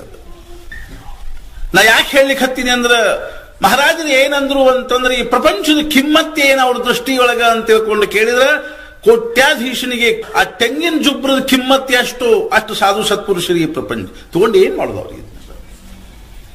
ಛತ್ರಪತಿ ಶಿವಾಜಿಗೆ ಅನಿಸ್ತಿ ಏನು ಅಂದ್ರೆ, ತುಕಾರಾಮ್ ಮಹಾರಾಜರ ಪಾಪ ಉಪವಾಸ ಸಾಯ್ಲಿಕ್ಕೆ ಹತ್ಯಾರ. ಪರಿಸ್ಥಿತಿ ಬಹಳ ಕಠಿಣ ಇತ್ರಿ. ಅವ್ರು ಮನ್ಯಾಗ ತಿನ್ಲಿಕ್ಕೆ ಅನ್ನಿಲ್ಲ, ಗಂಜಿ ಮಾಡಿಕೊಂಡು ಕುಡಿಸಬೇಕು ಅಂದ್ರೆ ಗಂಜಿಗೆ ಹಿಟ್ಟಿಲ್ಲ ಮನ್ಯಾಗ. ಮಕ್ಕಳು ಉಪವಾಸ ಒದ್ದಾಡ್ಲಿಕ್ಕೆ ಹತ್ಯಾವ. ಛತ್ರಪತಿ ಶಿವಾಜಿಗೆ ಅನಿಸ್ತು ಪಾಪ, ಬಡತನ ಪರಿಸ್ಥಿತಿ ಕಠಿಣ.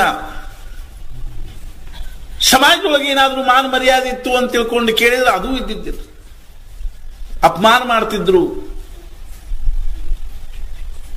ಇಂಥ ಪರಿಸ್ಥಿತಿ ಶಿವಾಜಿ ಅನಿಸ್ತು ಏನಾದ್ರೂ ಸ್ವಲ್ಪ ಅನುಕೂಲ ಮಾಡಬೇಕು, ಸಹಾಯ ಮಾಡಬೇಕು ಅಂತ ತಿಳ್ಕೊಂಡು ಬಹಳ ಅವ್ರ ವಿಷಯದಲ್ಲಿ ಅವನಿಗೆ ಏನಿತ್ತು ಅಂದ್ರೆ ಭಕ್ತಿ ಇತ್ತು, ಗೌರವ ಇತ್ತು. ಅವೇನ್ ಮಾಡಿದ ಅಂದ್ರೆ ಒಂದ್ ದಿವಸ ಅಮಾತ್ಯರ ಕೈಯಲ್ಲಿ ಮುತ್ತು, ರತ್ನ, ವಜ್ರ, ವೈಡೂರ್ಯ, ವಸ್ತ್ರ, ಆಭೂಷಣ 3-4 ತಾಟಿನ ತುಂಬಿಸಿ ಅಮಾತ್ಯರ ಕೈಲಿ ಏನ್ ಮಾಡಿದ ಅಂತಂದ್ರ ಅವ್ರಿಗೆ ಕೊಟ್ಟು ಕಳಿಸಿದ್ರು. ತಗೊಂಡು ಬಂದ್ರು ದೇಹು ಗ್ರಾಮದಲ್ಲಿ. ದೇಹು ಅಂತೂ ತುಕಾರಾಮ್ ಮಹಾರಾಜರ ಮನ್ಯಾಗ ಇದ್ದಿದ್ದಿಲ್ಲ. ಆ ಊರ ಹತ್ರ ಒಂದು ಗುಡ್ಡಿತ್ತು. ಆ ಗುಡ್ಡದ ಮೇಲೆ ಸ್ವಸ್ಥ ಕೂತ್ಕೊಂಡು ಭಗವಂತನ ನಾಮಸ್ಮರಣೆ ಮಾಡ್ತಿದ್ರು. ಮುಂಚೆ ಶ್ರೀಮಂತರಿದ್ದರೆ ತುಕಾರಾಮ್ ಮಹಾರಾಜರು ಅಂಗಡಿತ್ತು, ಅವ್ರದ್ದು ಕಿರಾಣಿ ಅಂಗಡಿತ್ತು. ಅಂಗಡಿಯಾಗ ಕೂಡ್ತಿದ್ರು. ಭಗವಂತನ ಅನುಗ್ರಹದಿಂದ ಮನಸ್ಸಿನೊಳಗೆ ವೈರಾಗ್ಯ ಬಂತು ನೋಡ್ರಿ. ಅವರು ಅನಿಸ್ತು ಏನು ಅಂದ್ರೆ ಈ ಪ್ರಪಂಚದೊಳಗೆ ಏನು ಸುಖ ಇಲ್ಲ, ಭಗವಂತನ ಒಂದು ಅನುಭವವನ್ನು ಪಡ್ಕೊಂಡು ಖರೆ ಸುಖ ಏನದ ಅನ್ನೋದನ್ನ ಪಡ್ಕೋಬೇಕು, ಅನುಭವಿಸಬೇಕು ಅನ್ನುವಂತಹ ಭಾವನೆಯಿಂದ ಮನಸ್ಸಿನೊಳಗೆ ವೈರಾಗ್ಯದ ಭಾವನಾ ಬರ್ಲಿಕ್ಕೆ ಹತ್ತು. ವೈರಾಗ್ಯ ಬರೋದೇನು ಸಾಮಾನ್ಯ ವಿಷಯ ಅಲ್ಲ. ಭಾಗ್ಯದು ವೈರಾಗ್ಯ ಅಂದ್ರೆ ಭಾಗ್ಯ ಅಂತ ಹೇಳ್ತಾರೆ.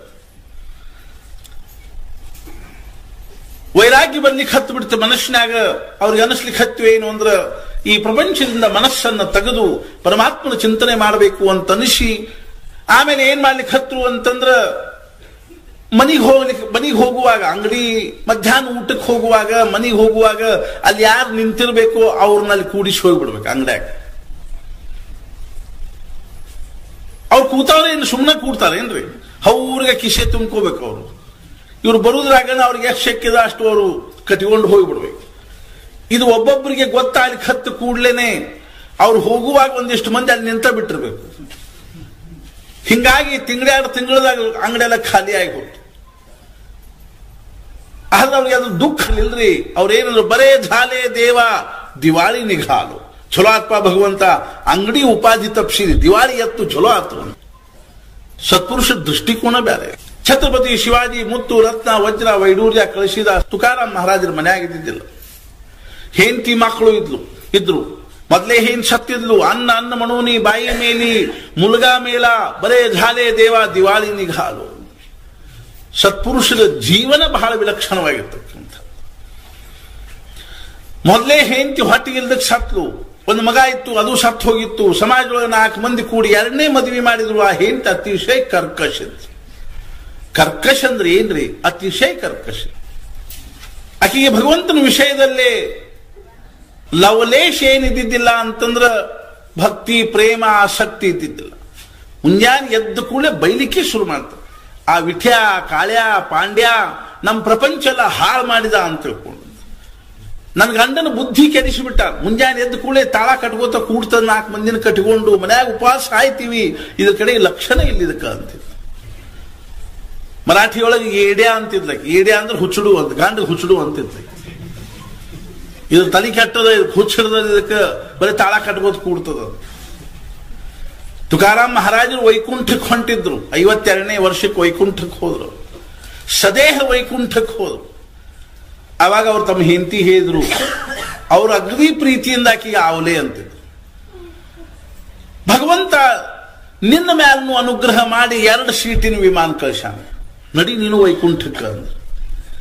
ಅವಾಗ ಆಕೆ ಏನಂದ್ರು, ತಿಥೆ ಕಾಯ ಹೇ ತುಮಚ ವೈಕುಂಠ ಮದೆ ಮಾತಿ ಅಂತಂದು. ಅಲ್ಲೇನು ಮಣ್ಣದ ಸುಡುಗಾಡು, ನಾ ಏನು ಬರಂಗಿಲ್ಲ. ಮೊನ್ನೆ ತವ್ರ ಮನಿಂದ ಒಂದು ಎಮ್ಮೆ ಬಂದದ, ಇನ್ನೊಂದು 15 ದಿವಸದಾಗ ಈತದ ಹೈನ ಹಾಲು ಅದ್ರ ಬಿಟ್ಬಿಟ್ಟು ಆ ವೈಕುಂಠದಾಗ ಏನು ಮಣ್ಣ, ಹೋಗಿ ನಿನ್ನ ಹೋಗಿ, ನಾ ಏನು ಬರಂಗಿಲ್ಲ. ಏನು ಹಣೆ ಬಾರ ನೋಡ್ರಿ. ಅಂಥ ಮಹಾತ್ಮನ ಹೆಂಡತಿ ಆದ್ರೂ ಸಹಿತ ಆಕೆಗೆ ಅರ್ಥ ಆಗ್ಲಿಲ್ರಿ ಆ ಗಂಡ ಏನದ ಒತ್ತು ಅನ್ನುವಂಥ. ಸತ್ಪುರುಷನ್ ತಿಳ್ಕೊಳ್ಳೋದು ಏನು ಸಾಮಾನ್ಯ ವಿಷಯ. ಮಹಾರಾಜ ತಮ್ಮ ತಾಯಿನ ಕರ್ಕೊಂಡು ಕಾಶಿಗೆ ಹೋದ್ರು. ಕಾಶಿಯಿಂದ ಎಲ್ಲಿ ಹೋದ್ರು ಅಂದ್ರೆ ಅಯೋಧ್ಯಕ್ಕೆ ಹೋದ್ರು. ಕಾಶಿಯೊಳಗೆ ಒಂದು ಸ್ವಲ್ಪ ದಿವಸ ಇದ್ರು, ಅಯೋಧ್ಯಕ್ಕೆ ಹೋದ್ರು. ಅಯೋಧ್ಯದಲ್ಲಿ 15 ದಿವಸ ಇದ್ರು. ಒಂದು ದಿವಸ ಅವ್ರ ಅವನ್ ಕೇಳಿದ್ರು, ಅವ್ವ ಇನ್ನೇನಾದ್ರೂ ಇಚ್ಛಾ ಇದ್ರೆ ಹೇಳು.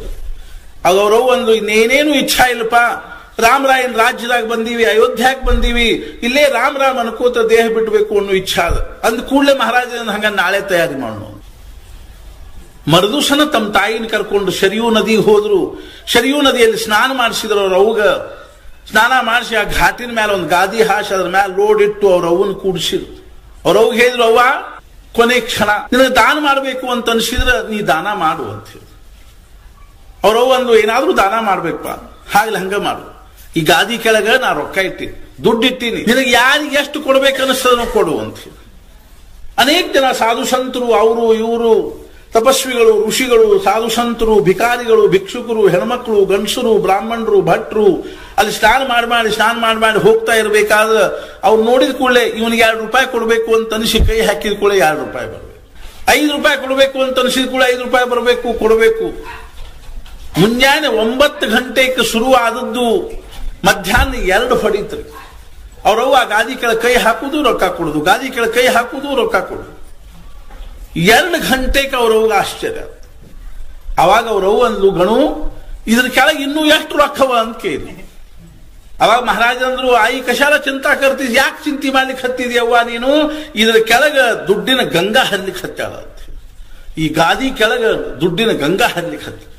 ಆವಾಗ ಅವ್ರವ್ವ ಅಂದ್ಲು, ಅಲ್ಲೋ ಗಣು ಈ ವಿದ್ಯಾ ನಿನಗೆ ಗೊತ್ತದಂತ ಮುಂಚೆ ಯಾಕೆ ಹೇಳಲಿಲ್ಲ ಅಂತ.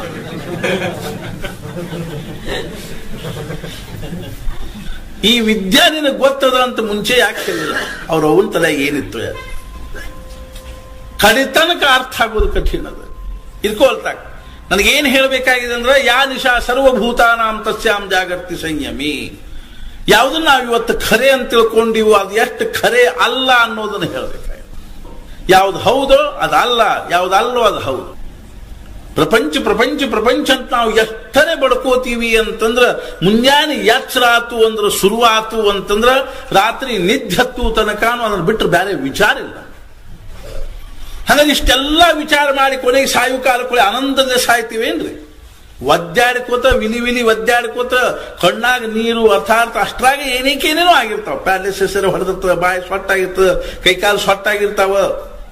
ಮನ್ಯಾಗಿನ ಮಂದಿ ಚೀತು ಹಾಕಿ ಕೊನೆಗೆ ಸರ್ವಂ ವ್ಯರ್ಥಂ ಮರಣ ಸಮಯ. ಹಿಂಗದ ಪ್ರಪಂಚದ ಸ್ವರೂಪನ ಹಿಂಗ. ಶಂಕರಾಚಾರ್ಯ ಬರೀತಾರೆ, ಯಾವದ್ವಿತ್ತೋಪಾರ್ಜನ ಸಕ್ತಃ ತಾವನ್ ನಿಜ ಪರಿವಾರೋ ರಕ್ತಃ. ಎಲ್ಲಿವರೆಗೂ 4 ದುಡ್ಡು ಗಳಿಸ್ಕೊಂಡು ಮನೆಗೆ ಬರ್ತಿರ್ತಾನೋ ಆವಾಗ ಮನ್ಯಾಗಿನ ಮಂದೆಲ್ಲ ಚಾ ಕುಡ್ದಿಲ್ಲ, ಕಾಫಿ ಕುಡ್ದಿಲ್ಲ. ಪಶ್ಚಾತ್ ಜೀವತಿ ಜರ್ಜರ ದೇಹೇ.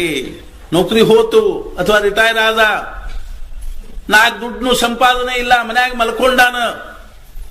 ಮನ್ಯಾಗಂದ ಚಾ ಮಾಡಿಕೊಡ್ತೀರೇನು? ಕುಂಡ್ರ ಇನ್ನು ಈಗ ಮಗ ಬಂದಾನು, ಅವ್ನು ನೌಕರಿ ಮಾಡಿಕೊಂಡು ಅವನಿಗೆ ಮುಂಚೆ ಮಾಡಿಕೊಡ್ತೀವಿ, ನೀ ಮನ್ಯಾಗೆ ಇರ್ತೀವಿ, ಮುಂಜಾನೆ ಸಂತ ಕುಡ್ತೀರ, ಸಾಕಾಗಿಲ್ಲ ಕುಂಡ್ರು. ಪಶ್ಚಾತ್ ಜೀವತಿ ಜರ್ಜರ ದೇಹೇ ವಾರ್ತಾಂ ಪೃಚ್ಛತಿ ಕೋಪಿನಗೆ. ಯಾರ್ಯಾರು ಮಾತಾಡಿಸಿದ್ರು ನಮ್ಮನ್ನ. ಆಮೇಲೆ ಆದ್ರಲ್ಲಿ ಈ ಪ್ರಪಂಚ ಅಂದ್ರೆ ಏನು ಅನ್ನೋದನ್ನ ನಾವು ತಿಳ್ಕೋಬೇಕು. ಸತ್ಸಂಗದ ಮಹತ್ವ ಎದ್ರೊಳಗದ. ಹಂಗ ಸತ್ಪುರುಷರ ದೃಷ್ಟಿಯಲ್ಲಿ ಪ್ರಪಂಚದ ಮಹತ್ವ ಏನದ, ಅಥವಾ ಎಂಥ ಪ್ರಪಂಚ ನಿಜವಾಗಿ ಏನು ಅಂದ್ರೆ ಸಾರ್ಥಕ ಆಗುವಂತಹ ಪ್ರಪಂಚ ಅನ್ನೋದನ್ನ ಸತ್ಪುರುಷರು ಹೆಂಗೆ ಹೇಳ್ತಾರೆ. ಒಂದ್ಸಲ ಮಹಾರಾಜ್ ಹತ್ರ ಒಬ್ರು ಬಂದು ಏನಂದ್ರು, ಮಹಾರಾಜ್ ನಮ್ ಕಾಕಾ ತೀರ್ಕೊಂಡ್ರಿ. ಮಹಾರಾಜ್ ಅಂದ್ರು, ಬರಕ ಹೌದೇನಂಗಾರ ಒಂದೊಂದು ಸ್ವಲ್ಪ ದಿವಸಕ್ಕೆ ನಮ್ದೊಂದು 20-25 ಸಾವಿರ ರೂಪಾಯಿ ಲುಕ್ಸಾನ ಆತು. ಅಸಕ ಹಿಂಗೇನಂಗಾರ. ಆಮೇಲೆ ಏನಂದ್ರು, ಮನಿ ಒಂದಿತ್ರಿ ಅದು ಹೋಗಿ ಬಿಡ್ತೀವಂತ ನಮ್ಮ ಸಂಬಂಧಿಕರು ಕಸ್ಕೊಂಡ್ಬಿಟ್ರು. ಮಹಾರಾಜರು ಬರೋದಲ್ಲ ಅಂದ್ರು, ಅಡ್ಡಿ ಇಲ್ಲ ಅಂತ. ಅವಾಗ ಮನುಷ್ಯ ಅಂದ, ಗಾಬರಿ ಬಿಟ್ಟ. ಅಲ್ರಿ ಲುಕ್ಸಾನ್ ಆತು, ದುಡ್ಡು ಹೋತು ಅಂದೆ, ಚಲೋ ಆತು ಅಂದ್ರಿ, ಮನಿ ಹೋತು ಅಂದೆ, ಚಲೋ ಆತು ಅಂದ್ರಿ, ಸಂಬಂಧಿಕರು ತೀರ್ಕೊಂಡ್ರು ಅಂದೆ, ಚಲೋ ಆತು ಅಂದ್ರಿ, ಏನಿದ್ರ ಅರ್ಥ ಅಂತ ಕೇಳಿ. ಅವಾಗ ಮಹಾರಾಜರು ಏನಂದ್ರು, ನಿಮ್ಗೆ ಹುಣಸೆಹಣ್ಣು ಬೇಕಾಗಿದೆ, ನೀವು ಹುಣಸೆಹಣ್ಣು ತರಬೇಕು ಅಂತ ಅಂಗಡಿಗೆ ಹೋದ್ರಿ. ಅಲ್ಲಿ 3 ಪ್ರಕಾರದ ಹುಣಸೆಹಣ್ಣು ಹಚ್ಕೊಂಡು ಕೂತಾರ. ಇದು ಅಗದಿ ಕಡಿಮೆ ಹುಳಿ ಅದ, ಇದು ಇದಕ್ಕಿಂತ ಹೆಚ್ಚು ಹುಳಿ ಅದ, ಇದು ಅಗದಿ ಹುಳಿ ಅದ. ನೀವು ಯಾವ ಹುಣಸೆಹಣ್ಣು ತಗೋತೀರಿ? ಅಗದಿ ಹೆಚ್ಚು ಹುಳಿ ಇದ್ದ ಹುಣಸೆಹಣ್ಣು ತಗೋತೀವಿ, ಏನು ಸಿಹಿ ಇದ್ದ ಹುಣಸೆಹಣ್ಣು ತಗೋತೀವಿ? ಅಗದಿ ಹುಳಿ ಇರೋ ಹುಣಸೆಹಣ್ಣು ಹೆಂಗ ತಗೋತೀವಿ? ಹಂಗ ಮಹಾರಾಜರು ಏನಂದ್ರು ಅಂದ್ರೆ, ಸತ್ಪುರುಷರ ದೃಷ್ಟಿಯಲ್ಲಿ ಹೆಚ್ಚು ಕಿಮ್ಮತ್ತಿನ ಪ್ರಪಂಚ ಯಾವುದು ಅಂದ್ರೆ, ಯಾವ ಪ್ರಪಂಚದೊಳಗೆ ಎಷ್ಟು ಕಷ್ಟ ಹೆಚ್ಚದನೋ ಆ ಪ್ರಪಂಚ ಶ್ರೇಷ್ಠವಾದ್ದು ಅಂತ ಹೇಳಿ. ಯಾಕ ಅಂತ ತಿಳ್ಕೊಂಡು ಕೇಳಿದ್ರೆ, ಅದರೊಳಗಿಂದ ಜೀವನ ನಿರ್ಮಾಣ ಆಗ್ತದೆ. ನಮಗೆ ಕಲ್ಪನಾ ಇಲ್ಲಷ್ಟ. ವಿಪದೋ ನೈವ ವಿಪದ, ಸಂಪದೋ ನೈವ ಸಂಪದ. ಯಾವುದನ್ನ ನಾವು ಸಂಪತ್ತು ಅಂತ ತಿಳ್ಕೊಂಡಿವೋ ಅದು ಖರೆ ಸಂಪತ್ತಲ್ಲ. ಯಾವುದನ್ನ ನಾವು ವಿಪತ್ತು ಅಂತ ತಿಳ್ಕೊಂಡಿವೋ ಅದು ಖರೆ ವಿಪತ್ತಲ್ಲ. ಮತ್ತೆ ಯಾವುದು ವಿಪತ್ತು, ಯಾವ ಸಂಪತ್ತು ಅಂತ ತಿಳ್ಕೊಂಡು ಕೇಳಿದ್ರೆ, ವಿಪತ್ ವಿಸ್ಮರಣಂ ವಿಷ್ಣೋ. ಭಗವಂತನನ್ನು ಮರೆತೇನು ಪ್ರಪಂಚ ಮಾಡ್ಲಿಕ್ಕೆ ಹತ್ತಿಯೋ ಇದು ದೊಡ್ಡ ವಿಪತ್ತಿದು. ಸಂಪನ್ನಾರಾಯಣ ಸ್ಮೃತಿ, ಭಗವಂತನ ಸ್ಮರಣನೇ ನಿಜವಾಗಿರ್ತಕ್ಕಂಥ ಸಂಪತ್ತು, ನಿಜವಾಗಿರ್ತಕ್ಕಂಥ ಐಶ್ವರ್ಯ. ಕಬೀರದಾಸ ಹೇಳ್ತಾರೆ, ಕಬೀರ ಸಬ್ ಜಗ ನಿರ್ಧನ ಧನವಂತ ನಹಿ ಕೋಯ್. ಈ ಪ್ರಪಂಚ ದರಿದ್ರದಿಂದ ತುಂಬಿಕೊಂಡದ ಅಂತ ಹೇಳ್ತಾರೆ. ಈ ಪ್ರಪಂಚದ ಖರೆ ಶ್ರೀಮಂತರು ಬಟ್ಲೆ ಎಣಸುವ ಜನ ಸಹಿತ ಸಿಗ್ತಾರೋ ಇಲ್ಲ ಹೇಳಿಕಾಗ. ಸಬ್ ಜಗ ನಿರ್ಧನ ಧನವಂತ ನಹಿ ಕೋಯ್. ಹಾಗಾದ್ರೆ ಧನವಂತರ ಯಾರು? ಒಂದು ಧನವಂತ ಸೋಜಾನಿಯೇ. ನಿಜವಾಗಿರ್ತಕ್ಕಂಥ ಧನವಂತರ ಯಾರು ಅಂತಂದ್ರ ಜಾಕೆ ರಾಮ ನಾಮ ಧನ ಹೋಯ್. ಭಗವಂತನ ನಾಮ ಅನ್ನುವಂಥ ಧನವನ್ನು ಯಾರು ಸಂಪಾದನೆ ಮಾಡಿದಾರೋ ಅವ್ರು ನಿಜವಾಗಿರ್ತಕ್ಕಂಥ ಶ್ರೀಮಂತರೇ ಹೊರತು ಕೇವಲ ದುಡ್ಡಿದ್ದವ್ರು ಏನಲ್ಲ ಅಂದ್ರೆ ಖರೆ ಶ್ರೀಮಂತರಲ್ಲ. ಮಹಾರಾಜ್ ಹೇಳ್ತಿದ್ರು, ಸಾಕು ಸಾಕು ಸಾಕು ಅಂತ ಅನಿಸೋದು ಶ್ರೀಮಂತಿಕೆ ಲಕ್ಷಣ. ಸಾಕ್ರಪ್ಪ, ದೇವರು ನಮಗೆ ರಗಗಳು ಕೊಟ್ಟ, ಇದು ಶ್ರೀಮಂತಿಕೆ ಲಕ್ಷಣ. ತುಕಾರಾಮ್ ಮಹಾರಾಜರ ಮನೆಗೆ ಅಮಾತ್ರಿ ಏನ್ ತೋಡು ಬಂದ್ರು ಅಂತಂದ್ರೆ ಮುತ್ತು ರತ್ನ ವಜ್ರ ವೈಡೂರ್ಯ ತೋಡು. ದಾರ್ಯಾಗ ಹೊಂಟಿದ್ವಿ, 4 ಕಣೆ ಬಿದ್ದಿತ್ತು, ಒಳ್ಳೆ ಅಷ್ಟ ಖುಷಿ ಆಗ್ತದೆ. 4 ಕಣೆ ಸಿಟ್ಟು ನಡೆಯೋದು. ಮನುಷ್ಯಾಗ ಲೋಭ ಹೆಂಗಿರ್ತದ ಅಂತಂದ್ರೆ ಏನಾದ್ರೂ ಸಿಕ್ಕುಳ್ಳೆ ಒಳ್ಳೆ ಖುಷಿ ಆಗ್ತದೆ. ಹೆಂಡತಿ ಮಕ್ಕಳು ಮನೆಯಾಗಿದ್ರು, ಮಹಾದೇವ ಕಾಶಿ ಅಂತ ಹೆಸರು ಹುಡುಗರುದು. ಇವ್ರು ಅಮಾತ್ರ ಬರಿಗೆ ಬಂದು ಕೇಳಿ, ತುಕಾರಾಮ್ ಮಹಾರಾಜ್ ಇದ್ದಾರೆ ಏನ್ರಿ ಅಂತ. ಇಲ್ಲ, ಅವ್ರು ಗುಡ್ಡಕ್ಕೆ ಹೋಗ್ಯಾರ. ಇಲ್ಲ, ನಾವು ಛತ್ರಪತಿ ಶಿವಾಜಿ ಕಡೆಯಿಂದ ಬಂದಿದ್ದೀವಿ, ಅವ್ರು ನಿಮಗೆ ಈ ಕಾಣಿಕೆಯನ್ನು ಕೊಟ್ಟು ಕಳಿಸ್ಯಾರ ಅಂತ ತಿಳ್ಕೊಂಡು ತಾಟ್ ಮೇಲೆ ವಸ್ತ್ರ ತೆಗೆದುಕೊಳ್ಳಿ ಆ ಹೆಣ್ಮಗಳು ಗಾಬರಿ ಆಗ್ಬಿಟ್ಲೆ. ಇದೆಲ್ಲ ಯಾರಿಗೆ ಕಳಿಸ್ಯಾರ? ಇದೆಲ್ಲ ನಿಮಗ ಕಳಿಸ್ಯಾರ ಅಂದ ಕೂಡಲೇ ಆ ಹೆಣ್ಮಗಳು ಏನ್ ಮಾಡ್ಬಿಟ್ರು ಅಂದ್ರೆ ಭಡ ಭಡ ಭಡ ಅವನ್ನೆಲ್ಲ ಮೈ ತುಂಬ ಹಾಕೊಂಡ್ಬಿಟ್ರು. ಆಕಿ ಕಲ್ಪನಾ ಇಲ್ಲ, ಯಾವ ತಲೆ ಮೇಲೆ ಹಾಕೊಳ್ಳೋದು ಗೊತ್ತಿಲ್ಲ, ಯಾವ ಕಾಲಾಗ ಹಾಕೊಳ್ಳೋದು ಗೊತ್ತಿಲ್ಲ. ತಲೆ ಮೇಲೆ ಹಾಕೊಳ್ಳೋದು ಕಾಲಾಗ ಹಾಕೊಂಡಾಳ, ಕಾಲಾಗ ಹಾಕೊಳ್ಳೋದು ತಲೆ ಮೇಲೆ ಹಾಕೊಂಡಾಳ. ಅಂತೂ ಇಂತೂ ಅವನ್ನೆಲ್ಲ ಮೈ ಮೇಲೆ ಎಲ್ಲ ತುಂಬಿಕೊಂಡು ಮಕ್ಕಳಿಗೂ ಅಷ್ಟೆಲ್ಲ ಅವನ್ನ ಹಾಕಿ ಎಲ್ಲಿ ತಾಟ್ನಾಗ ಉಳಿದ್ರೆ ಮತ್ತೆ ತಿರುಗಿ ತಗೊಂಡು ಹೋಗ್ತಾರ ಅಂತ ತಗೊಂಡು ಇದ್ದದ್ದು ಬಿದ್ದದ್ದೆಲ್ಲ ಮೈ ಮೇಲೆ ಹಾಕೊಂಡು.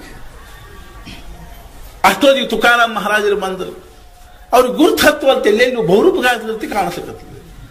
ಹತ್ರ ಬಂದು ನೋಡಿದ್ರು ಹೆಂಡತಿ ಗಾಬರಾದ್ರು. ಇದೇನಿದು ಅಂದ್ರು. ಇಲ್ಲ, ಛತ್ರಪತಿ ಶಿವಾಜಿ ನಿಮಗೆ ಕೊಟ್ಟು ಕಳಿಸ್ಯಾನ. ಅವಾಗ ಅವ್ರು ಹೇಳಿದ್ರು, ಅಮಾತ್ರಿಗೆ ಹೇಳಿದ್ರು, ನೀವು ನಮ್ಮನ್ನ ಏನಂತ ತಿಳ್ಕೊಂಡಿರಿ ಅಂತ ಕೇಳಿದ್ರು.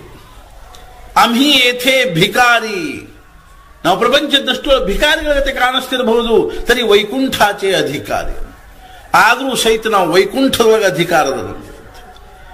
ಅಂಹ ವಿಷ್ಣುದಾಸನ್ನ ಹೇ ಮೃತ್ತಿಕಾ ಸಮಾನ್, ಭಗವಂತನ ಭಕ್ತರಾಗಿರೋ ನಮಗೆ ಇದೆಲ್ಲ ಮಣ್ಣಿದು ಅಂತ ತಿಳ್ಕೊಂಡ್ರೆ ಕಲ್ಪನಾ ಮಾಡಿ. ಯಾವುದು ಹೌದೋ ಅದಲ್ಲ, ಯಾವುದು ಅಲ್ಲೋ ಅದು ಹೌದು. ಆ ಸತ್ಪುರುಷರ ದೃಷ್ಟಿಯೊಳಗೆ ಆ ವಸ್ತುಗಳ ಕಿಮ್ಮತ್ತೇನು ಅಂತ ತಿಳ್ಕೊಂಡು ಕೇಳಿದ್ರೆ ಅಂಗಳದಾಗ ಬಿದ್ದಿರೋ ಮಣ್ಣಿದ್ದಂಗ. ತುಕಾರಾಮ್ ಮಹಾರಾಜರ ಹೆಂಡತಿ ಮೈಮ್ಯಾನಿದ ಒಂದೊಂದು ತೆಗೆದು ಹಾಕಿದ್ರು ನೋಡಿ. ಅದನ್ನೆಲ್ಲ ತೆಗೆದು ಹಾಕಿ ಬಿಚ್ಚಿ ಹಾಕಿ ಅವ್ರು ಹೇಳಿದ್ರು, ಇದನ್ನ ತಗೊಂಡು ಹೋಗಂತ. ಮತ್ತು ಒಂದು ಮಾತು ಹೇಳ್ರಿ ಏನು ಅಂದ್ರೆ, ಛತ್ರಪತಿ ಶಿವಾಜಿಗೆ ಹೋಗಿ ಒಂದು ಮಾತು ಹೇಳ್ರಿ ಏನು ಅಂದ್ರೆ, ನಮ್ಮ ಜೊತೆಗೆ ಇಂಥ ಹುಡುಗಾಟಿಕೆ ಮಾಡಬೇಡಂತ. ಆವಾಗ ಶಿವಾಜಿ ಅಲ್ಲೇ ನಿಂತು ನೋಡ್ಲಿಕ್ಕೆ ಹತ್ತಿದ್ರಿ, ಹಿಂದೆ ನಿಂತುಕೊಂಡು. ಅವನಿಗೆ ಆಶ್ಚರ್ಯ ಆಯ್ತು. ಮನೆಗೆ ತಾನಾಗೇನೆ ಇಂಥ ಐಶ್ವರ್ಯ ಒದಗಿ ಬಂದಾಗ ಈ ಮಹಾತ್ಮ ಅದನ್ನು ಅಷ್ಟ ಉಪೇಕ್ಷಾ ಮಾಡ್ಲಿಕ್ಕೆ ಹತ್ತಿರೋದನ್ನು ನೋಡಿ ಆಶ್ಚರ್ಯ. ಬಂದು ನಮಸ್ಕಾರ ಮಾಡಿದ. ನಮಗೆ ಆಶ್ಚರ್ಯ ಆಯ್ತು. ಅವಾಗ ಅವನು ಹೇಳಿದ ಏನು ಅಂತ, ತಾವು ಮೇಣೆ ತಂದಿದ್ದೀನಿ, ಮನೆಗೆ ಬರಬೇಕು ಅಂತ, ಅರಮನೆಗೆ ಬರಬೇಕು. ಅವಾಗ ಅವ್ರು ಹೇಳಿದ್ರು, ತೇಥೆ ಕಾಯ ವಸೆ ಸಮಾಧಾನ, ಅಲ್ಲೇನು ಸಮಾಧಾನದ ನಿಮ್ಮ ಮನ್ಯಾಗ ಅಂತ. ನಾವು ಇಲ್ಲಿ ಮಣ್ಣಾಗ ಉಳ್ಳಾಡೋ ಮಂದಿ, ಅರ್ಥಾರ್ಥ ಏನು ಅಂದ್ರೆ ಧೂಳ್ನಾಗ ಉಳ್ಳಾಡ್ತಕ್ಕಂಥವ್ರು, ಭಗವಂತನ ನಾಮಸ್ಮರಣೆ ಮಾಡ್ಕೋತ ಪ್ರಪಂಚದಲ್ಲಿ ಕಾಲಹರಣ ಮಾಡ್ತಕ್ಕಂಥ ನಾವು ಅರಮನೆಯೊಳಗೆ ಬಂದು ಏನ್ ಮಾಡ್ಬೇಕ? ತೇಥೆ ಕಾಯ ವಸೆ ಸಮಾಧಾನ.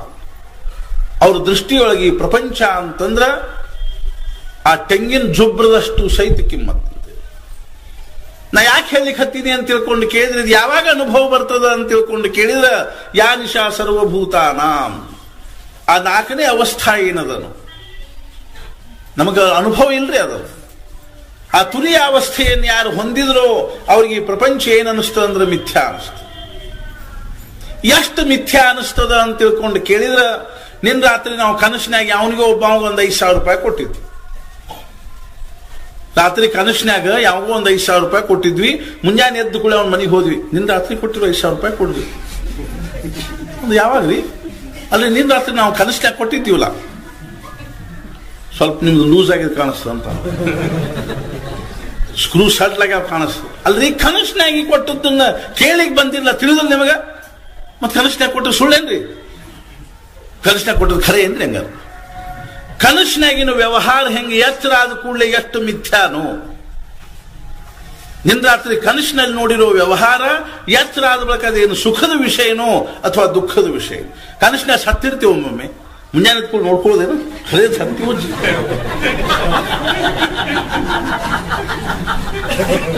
ಕನಸಿನಾಗ ಸತ್ತಿರ್ತೀವಿ, ಕನಸಿನಾಗ ರಾಜ ಆಗಿರ್ತೀವಿ, ಕನಸಿನಾಗ ಮಂತ್ರಿ ಆಗಿರ್ತೀವಿ. ಮುಂಜಾನೆ ಎದ್ಕೊಳ್ಳಿ ಏನದು? ತಿರುಕನೋರ್ವ ಊರ ಮುಂದೆ ಮುರುಕ ಧರ್ಮ ಶಾಲೆಯಲ್ಲಿ ಅಂತ ಹೇಳ್ತಾರೆ. ಊರಗಿರುತ್ತಲೊಂದು ಕನಸು ಕಂಡನಂತೇನೆ. ಕನಸಿನಾಗ ಅವನು ಏನ್ ಮಾಡಿಬಿಟ್ಟು ಅಂದ್ರೆ ಆನೆ ಬಂದು ಮಾಲಿ ಹಾಕಿಬಿಡ್ತೀವಿ, ಅವ್ನು ರಾಜಾನ್ ಮಾಡಿದ್ರು. ಮುಂಜಾನೆ ಎದ್ದು ನೋಡಿದ ಮತ್ತೆ ಅಲ್ಯೂಮಿನಿಯಂ ತಟ್ಟಿ ಹಿಡ್ಕೊಂಡು ಹೋಗುದು ಬಿಡ್ತದೆ. ಕನಸಿನಾಗ ರಾಜ ಆದ್ರ ಬೆಳಿಗ್ಗೆ ಕಂಗಾಲಾಗೋದೇನು ತಪ್ಪಲಿಕ್ಕೆ ಶಕ್ಯದೆ. ಕನಸಿನಾಗಿನ ಒಂದು ಇದು ಏನದನು, ಕನಸಿನಾಗಿನ ವಸ್ತು ಏನದನು, ಜಾಗೃತ ವಸ್ತುಗಳ ಮಿಥ್ಯಾ. ಎಷ್ಟು ಮಿಥ್ಯಾ ಅದನು. ಸಾಧು ಸತ್ಪುರುಷರಿಗೆ ಪ್ರಪಂಚನೂ ಅಷ್ಟ ಮಿಥ್ಯಾ ಆಗಿತ್ತು. ಇನ್ನು ಕನಸಿನಾಗ ಏನಾದ್ರೂ ಒಂದು ಐಶ್ವರ್ಯ ಪ್ರಾಪ್ತ ಆಗಿತ್ತು ಅಂತ ನಾವು ಎಚ್ಚರ ಕೂಡಲೇ ಸುಖ ಪಡ್ತೀವಿ, ಸಂತೋಷ ಪಡ್ತೀವಿ. ಅಥವಾ ಏನಾದ್ರೂ ಕನಸಿನಾಗ ನಮ್ಮ ಮನೆ ಕಳತನ ಆತು, ಮನೆಯಾಗಿಂದ ಎಲ್ಲ ದೋಚಿಕೊಂಡು ಹೋಗಿಬಿಟ್ರು ಅಂತಿದ್ದಾಗ ಅವಾಗ ಬೇಕಾದಷ್ಟು ದುಃಖ ಆಗಿದ್ರು ಸಹಿತ ಎಚ್ಚರ ಆದ ಕೂಡಲೇ ನೋಡಿದ್ವಿ ಮನೆಯೆಲ್ಲ ಹೆಂಗ. ಅರೆ ಅದೆಲ್ಲ ಕನಸಿನಾಗಿನ ವಿಷಯ. ನಾನು ಯಾಕೆ ಹೇಳಲಿಕ್ಕೆ ಹತ್ತೀನಿ ಅಂತ ತಿಳ್ಕೊಂಡು ಕೇಳಿದ ಈ ಅನುಭವ ಏನದನೋ ಇದು ಖರೆ ಅನುಭವ. ಇದಕ್ಕೆ ಭಗವಂತನ ಅನುಭವ ಅಂತ. ಈ ಅನುಭವ ಬಂದಾಗ ಜೀವನದ ಪ್ರಶ್ನೆ ಬಗೆಹರಿತದ. ಭಿದ್ಯತೆ ಹೃದಯ ಗ್ರಂಥಿ ಛಿದ್ಯಂತೆ ಸರ್ವ ಸಂಶಯ ಕ್ಷೀಯಂತೆ ಚಾಸ್ಯ ಕರ್ಮಾಣಿ ತಸ್ಮಿನ್ ದೃಷ್ಟೇ ಪರಾವರೆ. ಭಿದ್ಯತೆ ಹೃದಯ ಗ್ರಂಥಿ. ನಮ್ಮ ಅಂತಃಕರಣದೊಳಗೆ ಒಂದು ಗಂಟು ಇರ್ತದಂತ. ಅದಕ್ಕೆ ಎಂಥ ಗಂಟು ಅಂತಾರಂದ್ರೆ ಚಿಜ್ಜಡ ಗ್ರಂಥಿ ಅಂತಾರ. ಚಿತ್ ಮತ್ತು ಜಡ ಇವೆರಡೂದ್ರದ್ದು ಗಂಟು. ಚಿತ್ ಅಂದ್ರೆ ಚೈತನ್ಯ ಪರಮಾತ್ಮ, ಜಡ ಅಂದ್ರೆ ಈ ದೇಹ. ಇವೆರಡೂ ಕೂಡಿ ಹೆಣಕೊಂಡ್ಬಿಟ್ಟಾವ. ಇವೆರಡೂ ಎಷ್ಟು ಸಮರಸ ಆಗ್ಯಾವ ಅಂತಂದ್ರ ನಮ್ಗೆ ಅದನ್ನು ಬೇರೆ ಬೇರೆಯಾಗಿ ತಿಳ್ಕೊಳ್ಳಿಕ್ಕೆ ಆಗುವ. ಈ ಗಂಟು ಚಿಜ್ಜಡ ಗ್ರಂಥಿ ಅಂತ ಇದು ಯಾವಾಗ ಬಿಚ್ಚತದ ಅಂತ ತಿಳ್ಕೊಂಡು ಕೇಳಿದ್ರೆ ಆ ಪರಮಾತ್ಮನ ಅನುಭವ ಬಂದಾಗ ಬಿಚ್ಚುತ್ತೆ. ಆ ಭಗವಂತನ ಅನುಭವ ಬಂದಾಗ ಮಾತ್ರ ಈ ಅರ್ಥಾತ್ ಏನು ಅಂತರ್ಗತ ಗಂಟು ಅನ್ನುವಂಥದ್ದು ಬಿಚ್ಚುತ್ತದೆ. ಇಂಥ ಈ ಪರಮಾತ್ಮನ ಅನುಭವ ನಮಗೆ ಹೆಂಗೆ ಬರ್ಲಿಕ್ಕೆ. ಆದ್ರಿಂದ ಏನಂತ ಹೇಳಿದ್ರು ಅಂತ ತಿಳ್ಕೊಂಡು ಕೇಳಿದ್ರೆ ಯಾ ನಿಶಾ ಸರ್ವಭೂತಾನಾಂ ತಸ್ಯಾಂ ಜಾಗೃತಿ ಸಂಜ್ಞೆ. ಯಾವ ಅವಸ್ಥಾ ಅನ್ನುವಂಥದ್ದು ನಮ್ಗೆ ಯಾರಿಗೂ ಅನುಭವದಲ್ಲಿ ಇಲ್ಲೋ ಆ ಅವಸ್ಥಾದೊಳಗೆ ಅವ್ರು ಸತ್ಪುರುಷರು ಏನ್ ಮಾಡ್ತಾರೆ ಅಂದ್ರೆ ಯಾವಾಗಲೂ ಆ ಅವಸ್ಥೆಯನ್ನು ಅನುಭವಿಸ್ತಾ ಇರ್ತಾರೆ. ಮತ್ತೆ ಯಾವ ಅವಸ್ಥಾದೊಳಗೆ ನಾವಿದ್ದೀವು ಅಂದ್ರೆ ಜಾಗೃತ ಅವಸ್ಥಾದೊಳಗೆ, ಆ ಅವಸ್ಥಾ ಅನ್ನುವಂಥದ್ದು ಅವ್ರ ದೃಷ್ಟಿಯೊಳಗೆ ಏನದ ಅಂದ್ರೆ ಮಿಥ್ಯಾ.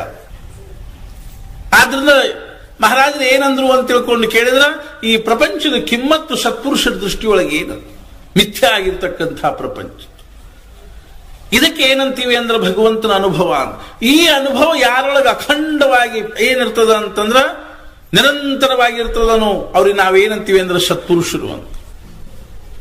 ಸಾಧು ಸತ್ಪುರುಷರು ಆ ಭಗವಂತನ ಅನುಭವವನ್ನು ಹೊಂದಿರ್ತಾರೆ. ಆ ಅನುಭವದಲ್ಲಿ ಅವ್ರಿಗೆ ಎಷ್ಟು ತನ್ಮಯರಾಗಿರ್ತಾರೆ ಅಂತಂದ್ರೆ ಅವ್ರಿಗೆ ಈ ಪ್ರಪಂಚದ ಸುಖ ದುಃಖಗಳಾಗಲಿ, ನಿಂದಾಸ್ತುತಿಗಳಾಗಲಿ, ಮಾನಾಪಮಾನಗಳಾಗಲಿ, ಲಾಭ ಹಾನಿಗಳಾಗಲಿ ಅವ್ರ ಅಂತಃಕರಣಕ್ಕೆ ಅವ ಏನ್ ಮಾಡೋದು ಅಂದ್ರೆ ಬಾಧಿಸುವುದಿಲ್ಲ. ಆದ್ರಿಂದ ಅವ್ರನ್ನ ಹೆಂಗ್ ವರ್ಣನೆ ಮಾಡ್ತಾರೆ ಅಂದ್ರೆ ದ್ವಂದ್ವಾತೀತರಾಗಿರ್ತಕ್ಕಂಥವ್ರು ಅಂತ ವರ್ಣನೆ ಮಾಡ್ತಾರೆ. ಭಗವದ್ಗೀತಾದಲ್ಲಿ ಭಗವಂತನನ್ನು ಅರ್ಜುನ ಪ್ರಶ್ನೆ ಕೇಳ್ತಾ ಇದ್ದಾನ, ಕೃಷ್ಣ ಯಾರನ್ನು ನೀನು ಆದರ್ಶ ಪುರುಷ ಅಂತೀಯೋ, ನಿನ್ನ ದೃಷ್ಟಿಯೊಳಗೆ ಯಾರು ಆದರ್ಶ ಪುರುಷಿದಾರೋ, ನಿನ್ನ ದೃಷ್ಟಿಯೊಳಗೆ ಶ್ರೇಷ್ಠನಾಗಿರ್ತಕ್ಕಂಥ ಒಂದು ಮನುಷ್ಯನ ಲಕ್ಷಣಗಳೇನು ಅಂತ ಕೇಳ್ತಾರೆ. ಸಿದ್ಧಪ್ರಜ್ಞಸ್ಯ ಕಾ ಭಾಷಾ ಸಮಾಧಿಸ್ತಸ್ಯ ಕೇಶವ ಸಿದ್ಧಿ ಕಿಂ ಪ್ರಭಾಷೇತ್ ಕಿಮಾಸೀತ ವ್ರಜೇತ್ ಕಿಂ. ನಿನ್ನ ದೃಷ್ಟಿಯೊಳಗೆ ಯಾರು ಶ್ರೇಷ್ಠರಾಗಿರ್ತಕ್ಕಂಥ ಮನುಷ್ಯದ್ದಾನೋ, ಆದರ್ಶ ಪುರುಷ ಇದ್ದಾನೋ, ಅವ ಹೆಂಗ್ ನಡೀತಾನ, ಹೆಂಗ್ ಕೂಡ್ತಾನ, ಹೆಂಗ್ ಮಾತಾಡ್ತಾನ, ಹೆಂಗ್ ವ್ಯವಹಾರ ಮಾಡ್ತಾನ, ಇದು ಅರ್ಜುನ ಪ್ರಶ್ನೆ. ಅವಾಗ ಭಗವಂತ ಅದಕ್ಕೆ ಏನು ಉತ್ತರ ಕೊಡ್ತಾನಂದ್ರೆ, ಅರ್ಜುನ ಅವ ಹೆಂಗಾದ್ರೂ ಕೂಡುವಲ್ಲಕ್ಕ, ಹೆಂಗಾದ್ರೂ ಮಾತಾಡುವಲ್ಲಕ್ಕ, ಹೆಂಗಾದ್ರೂ ವ್ಯವಹಾರ ಮಾಡುವಲ್ಲ. ಆದ್ರೆ ಮುಖ್ಯವಾಗಿ ಅವನ ಲಕ್ಷಣ ಏನು ಅಂತಂದ್ರ ಪ್ರಜಹಾತಿ ಯದಾ ಕಾಮಾನ್ ಸರ್ವಾನ್ ಪಾರ್ಥ ಮನೋಗತಾನ್ ಆತ್ಮನ್ನೇವ ಆತ್ಮನಾ ತುಷ್ಟ ಸಿದ್ಧ ಪ್ರಜ್ಞಸ್ತದೋಚ್ಯತೆ. ಸತ್ಪುರುಷ ಲಕ್ಷಣಗಳನ್ನು ಹೇಳ್ತಾ ಇದ್ದಾನೆ. ಪ್ರಜಹಾತಿ ಯದಾ ಕಾಮಾನ್ ಸರ್ವಾನ್ ಪಾರ್ಥ ಮನೋಗತಾನ್. ಆ ಮಹಾತ್ಮ ಹೆಂಗಿರ್ತಾನಂದ್ರೆ ಅವನ ಮನಸ್ಸಿನೊಳಗೆ ಯಾವುದೇ ಪ್ರಕಾರವಾಗಿರ್ತಕ್ಕಂಥ ಪ್ರಪಂಚದ್ದೇನಿಲ್ಲ ಅಂತಂದ್ರೆ ಅಪೇಕ್ಷಾ ಇಲ್ಲ, ಕಾಮನಾ ಇಲ್ಲ. ಇಂಥದ್ದೊಂದು ತನಗೆ ಆಗಬೇಕು ಅನ್ನುವಂಥ ಭಾವನಾನೇ ಇಲ್ಲ. ಹಾಗಾದ್ರೆ ಇರಬೇಕೇನ್ರಿ ಅಂತ ತಿಳ್ಕೊಂಡು ಕೇಳಿದ್ರೆ ಇರೋದ್ರೊಳಗನ ಏನಿಲ್ಲ ಅಂದ್ರೆ ಸುಖ ಇಲ್ಲ. ನಮಗೆ ಹಂಗಾಗ್ಬೇಕು, ನಮಗೆ ಹಿಂಗಾಗ್ಬೇಕು, ಇದ್ರೊಳಗೆ ದುಃಖದ. ಅದನ್ನ ಒಬ್ಬನು ಹೇಳಿದಾನ, ಚಾಹಗೈ ಚಿಂತಾ ಮಿಟಿ. ಚಾಹ ಅಂದ್ರೆ ಇಚ್ಛಾ, ಇಚ್ಛಾ ಹೋತು ಚಿಂತೆ ತಪ್ತು. ಚಾಹಗೈ ಚಿಂತಾ ಮಿಟಿ ಮನುವ ಬೇಪರ್ವಾಹ. ಮನಸ್ಸು ಏನಾಗ್ಬಿಡ್ತದೆ, ಮಸ್ತ್ ಆಗ್ಬಿಡ್ತದೆ. ಇಂಥದ್ದೊಂದು ಆಗಬೇಕು, ಇಂಥದ್ದೊಂದು ನನಗೆ ಬೇಕು ಅನ್ನುವಂಥ ಒಂದು ಚಿಂತೆ ಒಳಗೆ ಚಡಪಡಿಸ್ತಾ ಇರುವಾಗ ಸುದೈವದಿಂದ ಏನ್ ಅನಿಸ್ತೀವಿ ಅಂದ್ರೆ ಬ್ಯಾಡ ಬಿಡ್ಪ ಹೋಗಲತ್ಲಾಗ ಅಂತ ಅನಿಸ್ತೀವಿ ಅಂದ್ಕೊಳ್ಳಿ, ಮನಸ್ಸು ಮಸ್ತ್. ಚಾಹ ಗೈ ಚಿಂತಾ ಮಿಟಿ ಮನುವಾ ಬೇಪರ್ವಾಹ. ಜಿಸ್ಕೋ ಕಛೂ ನ ಚಾಹಿಯೇ. ಯಾರಿಗೇನೂ ಬೇಕಾಗಿಲ್ಲೋ ಓನರ್ ಶಾಹನ್ ಶಾಹನ್, ಅವನು ಸಮ್ರಾಟ್ ಇದ್ದಂಗ ಅಂತ ತಿಳ್ಕೊಂಡು. ತುಕಾರಾಮ್ ಮಹಾರಾಜರು ಹೇಳಿದ್ರು, ನಾವಿಲ್ಲಿ ಆನಂದದಲ್ಲಿದ್ದೀವಿ ಅಂತ. ಗ್ರೀಸ್ ದೇಶದಲ್ಲೇ ಒಬ್ಬ ಸಾಧು ಇದ್ದ, ಅಲೆಕ್ಸಾಂಡರ್ ಇದ್ದಾಗ. ಅಲೆಕ್ಸಾಂಡರ್ ಅಂತಿದ್ ನೋಡ್ರಿ, ಅವನು ನಮ್ಮ ಭಾರತದೊಳಗೆ ಬಂದು ಅಪಾರವಾಗಿರ್ತಕ್ಕಂಥ ಐಶ್ವರ್ಯವನ್ನು ಲೂಟ್ ಮಾಡಿಕೊಂಡು ಹೋಗಿದ್ದವ. ಅಲೆಕ್ಸಾಂಡರ್ ಅಂತ ತಿಳ್ಕೊಂಡು ಅವ ದಾರಿ ಒಳಗೆ ಸತ್ತವ. ಬಹಳ ಸಣ್ಣ ವಯಸ್ಸಿನಾಗನ ಸತ್ತ. 36-37 ವರ್ಷ ಇದ್ದು ಅವನಿಗೆ. ಅವಾಗ ನಮ್ಮ ದೇಶದಲ್ಲಿ ಬಂದು ಬಹಳಷ್ಟು ಸಂಪತ್ತನ್ನು ದೋಚಿಕೊಂಡು ಹೋಗುದ. ಅಷ್ಟಿದ್ರೂ ಸಹಿತ ಅವನಿಗೆ ಏನಿತ್ತು ಅಂತಂದ್ರೆ ಅಧ್ಯಾತ್ಮದ ವಿಷಯದಲ್ಲಿ ಜಿಜ್ಞಾಸ ಇತ್ತು. ನಮ್ಮ ದೇಶದಲ್ಲಿ ಬಂದಾಗ ಸಾಧು ಸಂತರನ್ನು ಭೇಟಿ ಆಗ್ತಿದ್ದವ. ತಿರುಗಿ ಹೋಗು ಮುಂದೆ ಏನಾಯ್ತು ಅಂದ್ರೆ ದಾರಿ ಒಳಗ ಒಂದ್ ದಿವಸ ಅವನಿಗೆ ಏನ್ ಅನಿಸ್ತು ಅಂದ್ರೆ ತಾನಿನ್ನು ಸಾಯ್ತೀನಿ ಅನಿಸ್ತು. ಅವಾಗ ಅವನು ತನ್ನ ಸೇವಕರನ್ನ ಕರೆದು ಹೇಳಿದ, ಒಂದ್ಸಲ ನನ್ನ ಮುಂದೆ ತಂದು ಸುರೂರಿ ಅಂತ ಹೇಳಿದ. ನಾ ಏನೇನು ತಗೊಂಡು ಬಂದೀನೋ ಅದನ್ನೆಲ್ಲ ಸುರೂರಿ. ಅದು ಮುತ್ತು ರತ್ನ ವಜ್ರ ವೈಡೂರ್ಯ ಅದು ಇದು ಬಂಗಾರ ಬೆಳ್ಳಿ ವಸ್ತು ಒಡಿವಿ ಎಲ್ಲ ತಂದು ಸುರುವಿದ ರಾಶಿ ರಾಶಿ. ಅದನ್ನೆಲ್ಲ ನೋಡಿದ ಬಹಳ ದುಃಖ ಆತ. ಅವಾಗ ಅವಂಗ ಅನಿಸ್ತೀವು, ನಾನಿಷ್ಟೆಲ್ಲ ಸಂಪಾದನೆ ಮಾಡಿದೆ, ಆದ್ರೆ ನನಗೆ ಅದ್ರೊಳಗೆ ಏನಾಗಲಿಲ್ಲ ಅಂದ್ರೆ ಸಮಾಧಾನ ಆಗಲಿ. ಇದನ್ನ ಪ್ರಪಂಚನೂ ಸ್ವಲ್ಪ ತಿಳ್ಕೊಳ್ಳಿ ಅಂತ ತಿಳ್ಕೊಂಡು ಅನಿಸಿ ಅವನು ತನ್ನ ಸೇವಕರಿಗೆ ಏನಂದ ಅಂದ್ರೆ, ಇನ್ನೊಂದು ಸ್ವಲ್ಪ ಹೊತ್ತಿನ ಸಾಯ್ತೀವಿ. ಅವ್ರ ಕಡೆಗೆ ಏನ್ ಮಾಡ್ತಾರೆ ಅಂದ್ರೆ ಒಂದು ಬಾಕ್ಸ್ ಮಾಡ್ತಾರೆ, ಪೆಟ್ಟಿಗೆ ಹಾಕ್ತಾರೆ ನೋಡ್ರಿ. ಅವ್ರು ಹಿಂಗ ನೀವು ನನ್ನ ಪೆಟ್ಟಿಗೆ ಹಾಕಬೇಕಾದ್ರೆ ಅದಕ್ಕೆ ಏನ್ ಮಾಡ್ರಿ ಅಂದ್ರೆ ಒಂದೆರಡು ಇವನ್ ಇಡ್ರಿ, ಛಿದ್ರ ಇಡ್ರಿ, ತೂತಿಡ್ರಿ, ಭೋಕ್ ಇಡ್ರಿ, ಅದ್ರೊಳಗಿಂದ ನನ್ನ ಕೈ ಹಿಂಗ್ ಹೊರಗೆ ಬಿಡ್ರಿ ಅಂತ ಹೇಳಿ. ಆ ಭೋಕ್ನಾಗಿಂದ ನನ್ನ ಕೈ ಹಿಂಗ್ ಹೊರಗೆ ಬಿಡ್ರಿ, ಆ ಕೈ ಕೆಳಗೆ ಒಂದು ಬೋರ್ಡ್ ಬರೀರಿ ಅಂತ. ಏನು ಅಂತಂದ್ರ, ಇಷ್ಟು ಸಂಪಾದನೆ ಮಾಡಿರೋ ಅಲೆಕ್ಸಾಂಡರ್ ಇವತ್ತು ಬರಿಗೈಯಿಂದ ಹೊರಟಿದ್ದಾನೆ ಅಂತ ಬೋರ್ಡ್ ಬರೀರಿ ಅಂತ. ನಮ್ಮ ಎದಕ್ ಹತ್ತವ್ರಿ? ಇಂಥವರ ಸಹಿತ ಹೆಂಗ್ ಹೋದ್ರು ಅಂತಂದ್ರ ಬರಿಗೈಯಿಂದ ಹೋದ್ರು. ಆ ಅಲೆಕ್ಸಾಂಡರ್ ಗ್ರೀಸ್ ದೇಶದಲ್ಲಿ ಇರಬೇಕಾದ್ರೆ ಅಲ್ಲಿ ಒಬ್ಬ ಸಾಧು ಇದ್ದ, ಡಯೋಜಿನಿಸ್ ಅಂತ ಅವನ ಹೆಸರು. ಭಾರಿ ವಿರಕ್ತ ಮನುಷ್ಯ ಇದ್ದ. ಆ ದೇಶದೊಳಗೂ ಸಹಿತ ಸಾಧು ಸಂತರಾಗಿ ಹೋಗಿದ್ದಾರೆ. ಅವನ ಹತ್ರ ಏನು ಅಂದ್ರೆ ಏನೂ ಇರ್ತಿದ್ದಿಲ್ಲ. ಒಂದು ಗುಡಿಸಲ್ದಾಗ ಇರ್ತಿದ್ದ, ಒಂದು ಲಂಗೋಟಿ, ಅದ್ರ ಮ್ಯಾಲ ಬಿಟ್ರೆ ಮತ್ತೇನೂ ಇರ್ತಿದ್ದ. ಒಂದು ಪರಟಿ ಇತ್ತು ಅವನ ಕೈಯಾಗ, ನೀರು ಕುಡಿಲಿಕ್ಕೆ ಅಂತ ಒಂದು ಪರಟಿ ಇಟ್ಕೊಂಡಿದ್ದ. ನೋಡ್ರಿ, ಎಲ್ಲಿ ಗ್ರೀಸ್ ದೇಶ, ಎಲ್ಲಿ ಭಾರತ, ಇವತ್ತಿಗೂ ಸಹಿತ ಅವ್ರ ಹೆಸರು ಹೇಳ್ತೀವಿ ನಾವು. ಅರ್ಥಾತ್ ಕೈಯಾಗ ಒಂದು ಪರಟಿ ಇಟ್ಕೊಂಡಿದ್ದ. ಒಂದ್ ದಿವ್ಸ ಹಿಂಗ್ ದಾರಿಲಿ ಹೋಗು ಹೊತ್ನಾಗ ಅಲ್ಲೇ ಒಂದ್ 4 ಹುಡುಗರು ಏನ್ ಮಾಡ್ಲಿಕ್ಕೆ ಹತ್ತಿದ್ದು, ಒಂದು ಸಾಣದ ಒಂದು ಹೊಂಡಿತ್ತು, ಆ ಹೊಂಡದಾಗ ನೀರು ಕುಡ್ಲಿಕ್ಕೆ ಹತ್ತಿದ್ದು, ಬೊಗಸಿಲೆ ನೀರು ಕುಡ್ಲಿಕ್ಕೆ ಹತ್ತಿದ್ದು. ಹಿಂಗ ಅವ್ನು ನೋಡಿದ್ಕೊಳ್ಳ, ಅರೆ ಬೊಗಸಿಲೆ ನೀರು ಕುಡ್ಲಿಕ್ಕೆ ಬರುವಾಗ ಪರಟಿ ಎದಕ್ ಬೇಕು ಅಂತ ಹೋಗದ್ ಬಿಡ್ತ. ಬೊಗಸಿಲೆ ನೀರು ಕುಡ್ಲಿಕ್ಕೆ ಬರ್ತದ ಅಂತಿದ್ದಾಗ ಈ ಪರಟಿ ಬೇಗ ಎದಕ್ ಬೇಕು ಅಂತ ಹೋಗದ್ ಬಿಟ್ಟು, ಅದು ಬೇಡ ಅನಿಸ್ತೇವ. ಚಾಹ ಗೈ ಚಿಂತಾ ಮಿಟಿ. ಆ ಪರಟಿ ಒಂದ್ ಇಟ್ಕೊಂಡಿದ್ವಿ ಅಂದ್ರೆ ಮುಂಜಾನೆ ಎತ್ಕೊಂಡು ಪರಟಿ ಅದೂ ಇಲ್ಲ, ಅಷ್ಟ ಕಾಳಜಿ ಇರ್ತದ ನೋಡ್ರಿ. ಆ ಪರಟಿದ ಒಂದು ಕಾಳಜಿ, ಮತ್ತೆ ಅದಕ್ಕೆ ಬೇಕಾದ್ರೆ ಬಣ್ಣ ಹಚ್ಚೋದು, ಇದನ್ನ ಮಾಡೋದು, ಹಿಂಗೂ ಕೆಲವು. ಆ ಪರಟಿನ ಚಂದ ಮಾಡಿದ್ರು, ಏನ್ ದರಿದ್ರ. ಒಂದ್ಸಲ ಮಜಾ ಏನಾಯ್ತು ಅಂದ್ರೆ, ಮಚ್ಛೇಂದ್ರನಾಥ್ ಗೋರಖನಾಥ್ ಇಬ್ರು ಸಂಚಾರ ಮಾಡಿಕೋತ ಹೊಂಟಿದ್ರು. ಬಹಳ ದೊಡ್ಡ ಯೋಗಿಗಳ್ರಿ ಅವರಿಬ್ರು, ಗುರು ಶಿಷ್ಯರಿಬ್ರು. ಒಂದ್ ಊರಿಗೆ ಹೋದ್ರು, ದೊಡ್ಡ ಊರಿತ್ತು, ಆ ಊರಾಗ ಒಬ್ಬ ರಾಜ ಇತ್ತು. ರಾಜಾಗ ಅನಿಸ್ತು ದೊಡ್ಡ ಯೋಗಿಗಳು ಬಂದಾರ, ಏನಾದ್ರು ಪಾದ ಪೂಜಾ ಮಾಡ್ಬೇಕು ಅಂತ ಮನೆಗೆ ಕರ್ಕೊಂಡು ಹೋದ. ಪಾದ ಪೂಜಾ ಮಾಡಿದ, ದೊಡ್ಡ ಯೋಗಿಗಳು ಅಂತ ತಿಳ್ಕೊಂಡು ನಾವ್ ಏನ್ ಮಾಡಿದ ಅಂದ್ರೆ ಒಂದಿಷ್ಟು ದಪ್ಪದೊಂದು ಬಂಗಾರ ತುಂಡು ಆ ಗುರುದಕ್ಷಿಣೆ ಅಂತ ಕೊಟ್ಟ. ಅವಾಗ ಗೋರಖನಾಥ್ ಅಲ್ಲಿ ಇರ್ಲಿಲ್ಲ, ಅವರೆಲ್ಲ ಒಳಗೆ ಹೋಗಿದ್ರು. ಮಚ್ಛೇಂದ್ರನಾಥರಿಗೆ ಆ ಗುರುದಕ್ಷಿಣೆ ಅಂತ ಅವ್ರ ಮುಂದಿಟ್ಟು ನಮಸ್ಕಾರ ಮಾಡಿಕೊಂಡು ನೋಡಿದ್ರು, ಅಲ್ಲಿ ಅಡ್ಡಿ ಚಲೋ ಜೋಳಿಗೆ ಒಳ್ಳೆ ಖುಷಿ ಆಯ್ತು. ಅದನ್ನ ಬಡ ಬಡ ಏನ್ ಮಾಡಿದ್ರು ಅಂದ್ರೆ ಒಂದು ವಸ್ತ್ರದಾಗ ಸುತ್ತಿ ಜೋಳಿಗೆ ಹಾಕೊಂಡು. ಅಷ್ಟೊತ್ತಿಗೆ ಗೋರಖನಾಥ ಬಂದ್ರು, ಊಟ ಗೀಟ ಎಲ್ಲ ಆಯ್ತು. ಅಲ್ಲಿಂದ ಮುಂದೆ ಪ್ರವಾಸ ಹೊರಟು, ಮುಂದಿನ ಊರಿಗೆ ಹೋದ್ರು. ಆ ಊರಾಗ ಒಂದು ಹನುಮಂದೇವ್ರ ಗುಡಿ, ಆ ಗುಡಿಯಾಗ ಮುಕ್ಕಾಂ ಮಾಡಿದ್ರು. ರಾತ್ರಿ ಮಲ್ಕೊಳ್ಳೋ ಮುಂದೆ ಸಹಜವಾಗಿ ಗುರುಗಳು ಶಿಷ್ಯನ್ ಕೇಳಿದ್ರು ಮಚ್ಛೇಂದ್ರನಾಥ ಗೋರಖನಾಥನ್ನ, Q Beta is Gaon May ಕೊಯ್ ಡರ್ high ಕ್ಯಾ ಅಂತ ಕೇಳಿದ್ರು. ಈ ಊರಾಗ ಏನಾದ್ರೆ ಭಯ ಅದ ಏನು ಅಂದ್ರು. ಶಿಷ್ಯಾಗ ಆಶ್ಚರ್ಯ ಆಯ್ತು, ಗುರುಗಳು ಹಿಂಗ್ಯಾಕೆ ಕೇಳಿಕತ್ತಾರೆ ಇವತ್ತು ಹೊಸದಾಗಿ. ಅವಂದ ಗುರುಗಳು ಹಂಗೇನು ಈ ಊರಾಗ ಏನ್ ಭಯ ಇಲ್ರಿ ಅದು. ಆಯ್ತು, ಒಂದು ಮಲ್ಕೊಂಡ್ರು. ಮರುದಿವ್ಸ ಮುಂಜಾನೆ ಮತ್ತೆ ಎದ್ದು ಅಲ್ಲಿಂದ ಹೊಂಟ್ರು. ಮತ್ತೊಂದು ಊರಿಗೆ ಹೋದ್ರು. ಮಧ್ಯಾಹ್ನ ಒಂದ್ ಕಡೆ ಭಿಕ್ಷಾ ಬೇಡಿದ್ರು, ಊಟ ಮಾಡಿದ್ರು. ಮತ್ತೆ ಸಾಯಂಕಾಲ ಒಂದು ಊರಿಗೆ ಹೋದ್ರು, ಮುಕ್ಕಾಂ ಮಾಡಿದ್ರು. ಮತ್ತೆ ರಾತ್ರಿ ಮಲ್ಕೊಳ್ಳೋ ಮುಂದೆ ಗುರುಗಳು ಶಿಷ್ಯನ್ ಕೇಳಿದ್ರು, ಕ್ಯೋ ಬೇಟಾ ಇಸ್ ಗಾಂವ್ ಮೇ ಕೊಯ್ ಡರ್ ಹೈ ಕ್ಯಾ? ನೈ ಮಹಾರಾಜ್, ಇಸ್ ಗಾಂವ್ ಮೇ ಕೊಯ್ ಡರ್ ನೈ. ಅವತ್ತು ಅಲ್ಲಿ ಮಲ್ಕೊಂಡು 4 ದಿವಸ ಹಿಂಗಾದ ಕೂಡಲೇ ಶಿಷ್ಯಾಗ ಅನಿಸ್ಲಿಕ್ಕೆ ಹತ್ತಿವು, ಏನ್ ನಮ್ ಗುರುಗಳ ತಲೆ ಡರ್ ಹೊಕ್ಕದಿದ್ವು, ಏನ್ ಭಯ ಹೊಕ್ಕದಿದ್ದು ತಿಳಿವಲ್ತ ಅಂತ ತಿಳ್ಕೊಂಡು ಅನಿಸ್ತು. ಒಂದ್ ದಿವ್ಸ ವಿಚಾರ ಮಾಡಿದ್ರು, ಎಲ್ಲಿದೆ ಇವ್ರ ಭಯ ಇದ್ರಲ್ಲ ಇವ್ರಾಗ. ಅವ್ರು ಸ್ನಾನ ಮಾಡ್ಲಿಕ್ಕೆ ಹತ್ತಿದ್ರು. ಅವಾಗ ಅಷ್ಟ ಜೋಳಿಗೆ ಇಡ್ತಿದ್ರು. ಬಾಕಿ ಟೈಮ್ ಜೋಳಿಗೆ ಯಾವಾಗಲೂ ಬೆಗಲಿಗೆ ಇರುದನ ಅದು. ಈ ಹೆಣ್ಮಕ್ಳು ವೆನಿಟಿ ಬ್ಯಾಗ್ ಹಾಕಿರ್ತಾರಲ್ಲ, ಅದ್ ಬಿಡಂಗೆ ಇಲ್ಲಿ ನೋಡ್ರಿ ಅವರು. ಹಂಗ ಅವ್ರು ಸ್ನಾನ ಮಾಡೋ ಹೊತ್ನ್ಯಾಗ ಪಾಪ ಅನಿವಾರ್ಯ ಇತ್ತು. ಅವಾಗ ಮಚ್ಛೇಂದ್ರನಾಥರು ಅಲ್ಲಿ ಜೋಳಿಗೆ ಇಟ್ಟಿದ್ರು, ಸ್ನಾನ ಮಾಡ್ಲಿಕ್ಕೆ ಹತ್ತಿದ್ರು. ಅತ್ಲಾಗ ಮಾರಿ ಮಾಡಿಕೊಂಡು ಅವ್ರಿಗೆ ಗೋರಖನಾಥ್ ಬಂದ್ ಜೋಳಿಗೆ ಕೈ ಹಾಕಿದ, ಏನೋ ಬಿರ್ಸ್ ಬಿರ್ಸ್ ಹತ್ತಿವು. ತೆಗೆದು ನೋಡಿದ ಬಂಗಾರ ತುಂಡು. ಅಲ್ಲಲ್ಲ, ಡರ್ ಯಹಾ ಹೈ ಅಂದ. ಬಡ ಬಡ ಅದನ್ನ ತೆಗೆದು ಒಗದವನು ಒಂದು ಹಪ್ಪಂದು ಕಲ್ಲಿದ್ದು, ಒಂದು ವಜ್ಜಾನ್ ಕಲ್ಲಿತ್ತು. ಅದು ಕರಿಬಿ ಸುತ್ತ ಆ ಜೋಳಿಗಾಗಿ ಇಟ್ಟು ಸುಮ್ಮನೆ ಕೂತ್. ಮತ್ ಸಂಜಿನಾಗ ಒಂದು ಊರಿಗೆ ಬಂದ್ರು. ಅಲ್ಲಿ ಹನುಮಂತ ಮುಕ್ಕಾಂ ಮಾಡಿದ್ರು. ಕ್ಯೋ ಬೇಟಾ ಇಸ್ ಗಾಂವ್ ಮೇ ಕೊಯ್ ಡರ್ ಹೈ ಕ್ಯಾ? ಅವಾಗ ಒಂದ ಗುರು ಮಹಾರಾಜ್ ಡರ್ ಪೀಛೆ ಗಾಂವ್ ಮೇ ಚಲಾ ಗಯಾ ಅಂತ.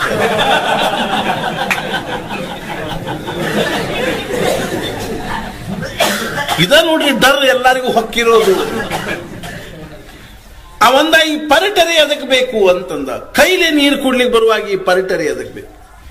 ಎಷ್ಟರೇ ಸಾಮಾನ್ ತಂತನ್ ಮನ್ಯಾಗ ತುಂಬ್ಕೋತೀವಿ ಅಂತಂದ್ರ, ಆ ಯಾವಾಗ ಒಬ್ಬ ಹೆಣ್ಮಗಳಿದ್ದಲ್ಲ ಇದ್ದ ನೋಡ್ರಿ ಮಂತ್ರಿ, 12,000 ಸೀರೆ ಅಂತ ಹೆಂಗ್ ಉಟ್ಕೋತಿದ್ದಾಳು, ಏನ್ ಮಾಡ್ತಿದ್ದಾಳು. ಆಕಿ ಹೆಸರು ಅನ್ನೋದ್ರ ಗುಡಿಯಾಗ ಕೂತ್ಕೊಂಡು ಚಲೋ ಆಗ್ತದೆ. 12,000 ಸೀರೆ ಏನ್ ಮಾಡ್ಬೇಕ್ರಿ? 1200 700 ಚಪ್ಪಲ್ ಅಂತ ಕ್ಯೂ ಹೊಳ್ಳಾಗ ಮಾಲಿ ಮಾಡಿ ಹಾಕೊಂಡ್ರು ಸಹಿತ ಅಂಡಾಪಟ್ಟಿ ಉಳಿತ.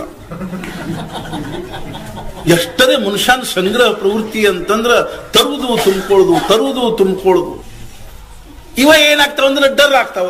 ರಾತ್ರಿ ಬೆಳತನಕ ಡರ್, ಯಾವ ಬಂದ್ರೆ ಏನ್ ಮಾಡ್ಲಿ, ತಗೊಂಡು ಹೋದ್ರೆ ಏನ್ ಮಾಡ್ಲಿ.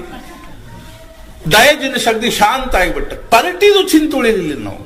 ಯಾವನೊಬ್ಬ ಸಾಧು ಜಪ ಮಾಡ್ಬೇಕು ಅಂತ ಒಬ್ಬ ಯಾವನೋ ಸಾಧಕ ಅಡವಿಗೆ ಹೋದ, ಜಪ ಮಾಡ್ಬೇಕು ಅಂದ್ಕೊಂಡು ಇದನ್ನ ಮಾಡಿದ. ಏನೇನು ಬೇಡ ಅಂತ ತಿಳ್ಕೊಂಡು ಒಂದು ಲಂಗೋಟಿ ಮಾತ್ರ ಇದ್ರೆ ಸಾಕು ಅಂತ ಒಂದು ಲಂಗೋಟಿ ಇಟ್ಕೊಂಡಿದ್ದ. ಒಂದ್ ದಿವಸ ಒಂದು ಇಲಿ ಬಂದ, ಲಂಗೋಟಿ ಕಡಿತು.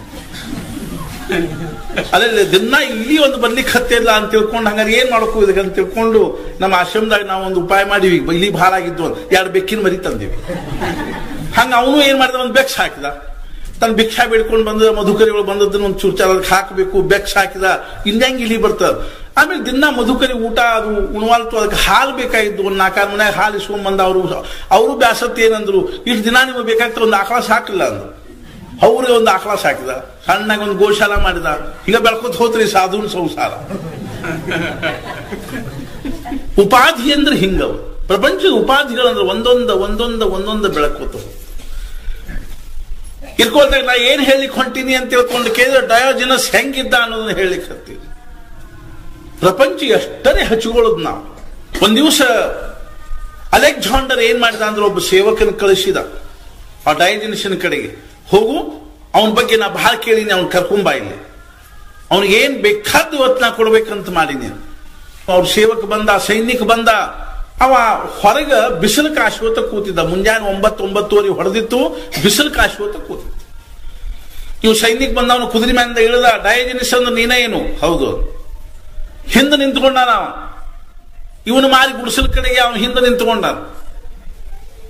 ನಿನ್ನ ಅಲೆಕ್ಸಾಂಡರ್ ಕಲ್ಲಿಗೆ ಹತ್ತಾನ ಅಂತ ಹೇಳಿದ. ಅವಂದ ನಾ ಬರಂಗಿಲ್ಲ. ಅರೆ ಅಲೆಕ್ಸಾಂಡರ್ ಕಲ್ಲಿಗೆ ಹತ್ತಾನ ಅಂದಾಗ ನಾ ಬರಂಗಿಲ್ಲ ಅಂದಿನ ಅವ್ನು ನೀನ ಮೊದಲೇದವ್ ನೋಡು ಅಂತ. ಯಾಕಂದ್ರೆ ಹೆದರ್ ಸಾಯ್ತಿದ್ರಲ್ಲ ಅದು. ಅಲೆಕ್ಸಾಂಡರ್ ಕಲಿಕತಾನ ಅಂತ ಗದಗದ ನಡಿಕೋತ ಬರ್ತೀವಿ. ನಾ ಬರಂಗಿಲ್ಲ. ಅಲ್ಲೋಗಿ ನಾವು ಅಲೆಕ್ಸಾಂಡರ್ ಏನಿದಾನು ಕಲ್ಪನಾದ ಇರುವ ಸಮ್ರಾಟ್ ಇದ್ದಾನೆ, ಚಕ್ರವರ್ತಿ ಇದ್ದಾನೆ, ಇರ್ಕೋಲಕ್ ನಮ್ಗೇನ್ ಮಾಡ್ತೀವಿ. ನಾ ಏನ್ ಬರಂಗಿಲ್ಲ. ಚಾಹ ಗೈ ಚಿಂತಾ ಮಿಟಿ ಮನುವಾ ಬೇಪರ್ವ. ನಮಗೇನಾದ್ರೂ ಬೇಕು ಅಂದಾಗ ನಾವು ಪ್ರಪಂಚದ ಮುಂದೆ ದೀನ ಆಗ್ತೀವಿ ಹೊರತು ನಮಗೇನು ಬೇಡ ಅಂತಂದಾಗ ಯಾರ ಮುಂದೆ ದೀನ ಆಗೋ ಕಾರಣ ಏನದ. ಆಮೇಲೆ ಆ ಸೈನಿಕ ಹೋಗಿ ಅಲೆಕ್ಸಾಂಡರ್ ಹೇಳಿದ ನಾವು ಬರವಲ್ಲ ಅಂತ ಹೇಳಿ. ಸ್ವತಃ ಅಲೆಕ್ಸಾಂಡರ್ ಬಂದರು. ತುಕಾರಾಮ್ ಮಹಾರಾಜರಿಗೆ ಪಾಂಡುರಂಗ ಏನಂದ ಅಂದ್ರೆ, ತುಕಾರಾಮ ಏನಾದ್ರೂ ಕೇಳ್ಕೊಡ್ತೀನಿ ಅಂತ. ಭಗವಂತ ಕೇಳ್ತಾ ಇದ್ದ ನೋಡ್ರಿ, ಪಾಂಡುರಂಗ ಕೇಳ್ತಾ ಇದ್ದಾನೆ ತುಕಾರಾಮ ಏನಾದ್ರೂ ಕೇಳ್ಕೊಡ್ತೀನಿ ಅಂತಂದ. ಅವಾಗ ತುಕಾರಾಮ್ ಮಹಾರಾಜರು ಏನಂದ್ರು, ಪಾಂಡುರಂಗ ನನಗೆ ಏನೇನು ಬೇಡ, ಇಲ್ಲೋ ಭಕ್ತ ಏನಾದ್ರೂ ಕೇಳ್ಕೊಡ್ತೀನಿ, ನನಗೇನು ಬೇಡ. ಕೊನೆಗೆ ಅವ ಏನಂದ, ನಿನ್ ಕಡೆ ಅದಾರ ಏನು ಅಂದ. ಪಾಂಡುರಂಗ ಅಂತ ನಿನ್ ಕಡೆ ಅದಾರ ಏನು. ತಿರುಗಿ ಮುರುಗಿ ಅವನ್ 4 ಮೋಕ್ಷವ, ವೈಕುಂಠ, ಲಕ್ಷ್ಮಿ, ಅಷ್ಟು ಸಿದ್ಧಿ, ನವನಿಧಿ ಇವು ಯಾವ ನಮಗ್ ಬೇಡ.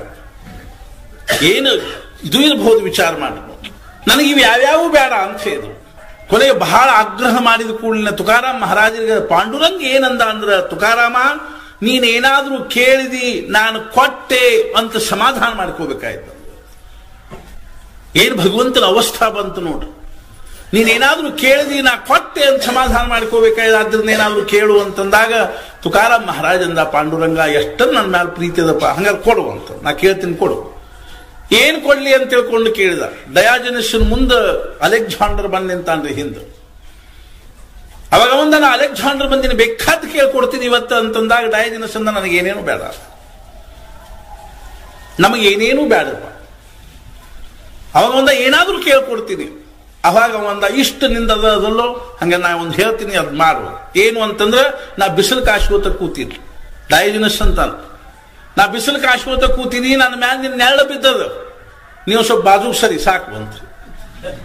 ಗಾಬರಿ ಆಗ್ಬಿಟ್ರಿ ಅಲೆಕ್ಸಾಂಡರ್. ಸಾಷ್ಟಾಂಗ ನಮಸ್ಕಾರ ಹಾಕಿದ್ರು.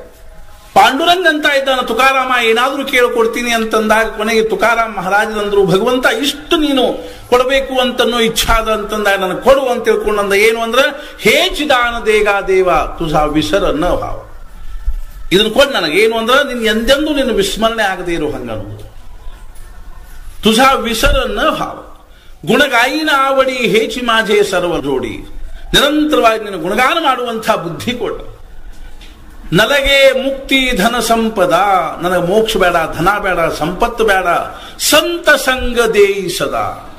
ತುಕಾರಾಮ್ ಮಹಾರಾಜ್ ಹೇಳ್ತಾ ಇದ್ದಾರೆ, ಭಗವಂತ ನನಗೆ ಯಾವಾಗಲೂ ಸತ್ಸಂಗ ಕೊಡು, ಸಜ್ಜನರ ಸಹವಾಸ ಕೊಡು, ಸಾಧು ಸಂತರ ಸಹವಾಸ ಕೊಡು, ಸಂತ ಸಂಗ ದೇಯಿ ಸದಾ. ತುಕಾಮಣೆ ಇಷ್ಟು ಕೊಟ್ಟು ಗರ್ಭವಾಸಿ ಸುಖೇ ಘಾಲಾವೆ ಅಮ್ಮಾಸಿ. ಇಷ್ಟು ಕೊಟ್ಟು ನಮಗೆ ಬೇಕಾದಷ್ಟು ಜನ್ಮ ಕೊಡು.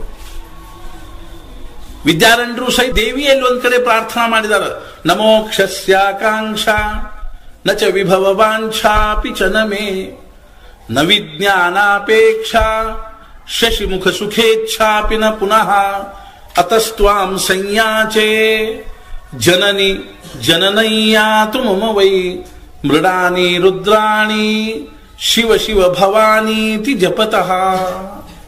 ಎಲ್ಲ ಸತ್ಪುರುಷರು ಕೇಳಿದ್ರು ಒಂದೇ, ನಮೋಕ್ಷಸ್ಯಾಕಾಂಕ್ಷ, ನನ್ನ ಮೋಕ್ಷ ಬೇಡ, ನ ಚ ವಿಭವ ವಾಂಛಾಪಿ ಚ ನಮೇ, ನನ್ನ ಪ್ರಪಂಚದ ಐಶ್ವರ್ಯ ಬೇಡ, ನ ವಿಜ್ಞಾನಾಪೇಕ್ಷ, ಹಂಗ ನನ್ನ ಏನಾದ್ರು ದೊಡ್ಡ ಶಾಸ್ತ್ರಿ ಪಂಡಿತ ಮಾಡುವಂತಿನೇನು ಅಂತಂದ್ರ ನನಗದು ಬೇಡ.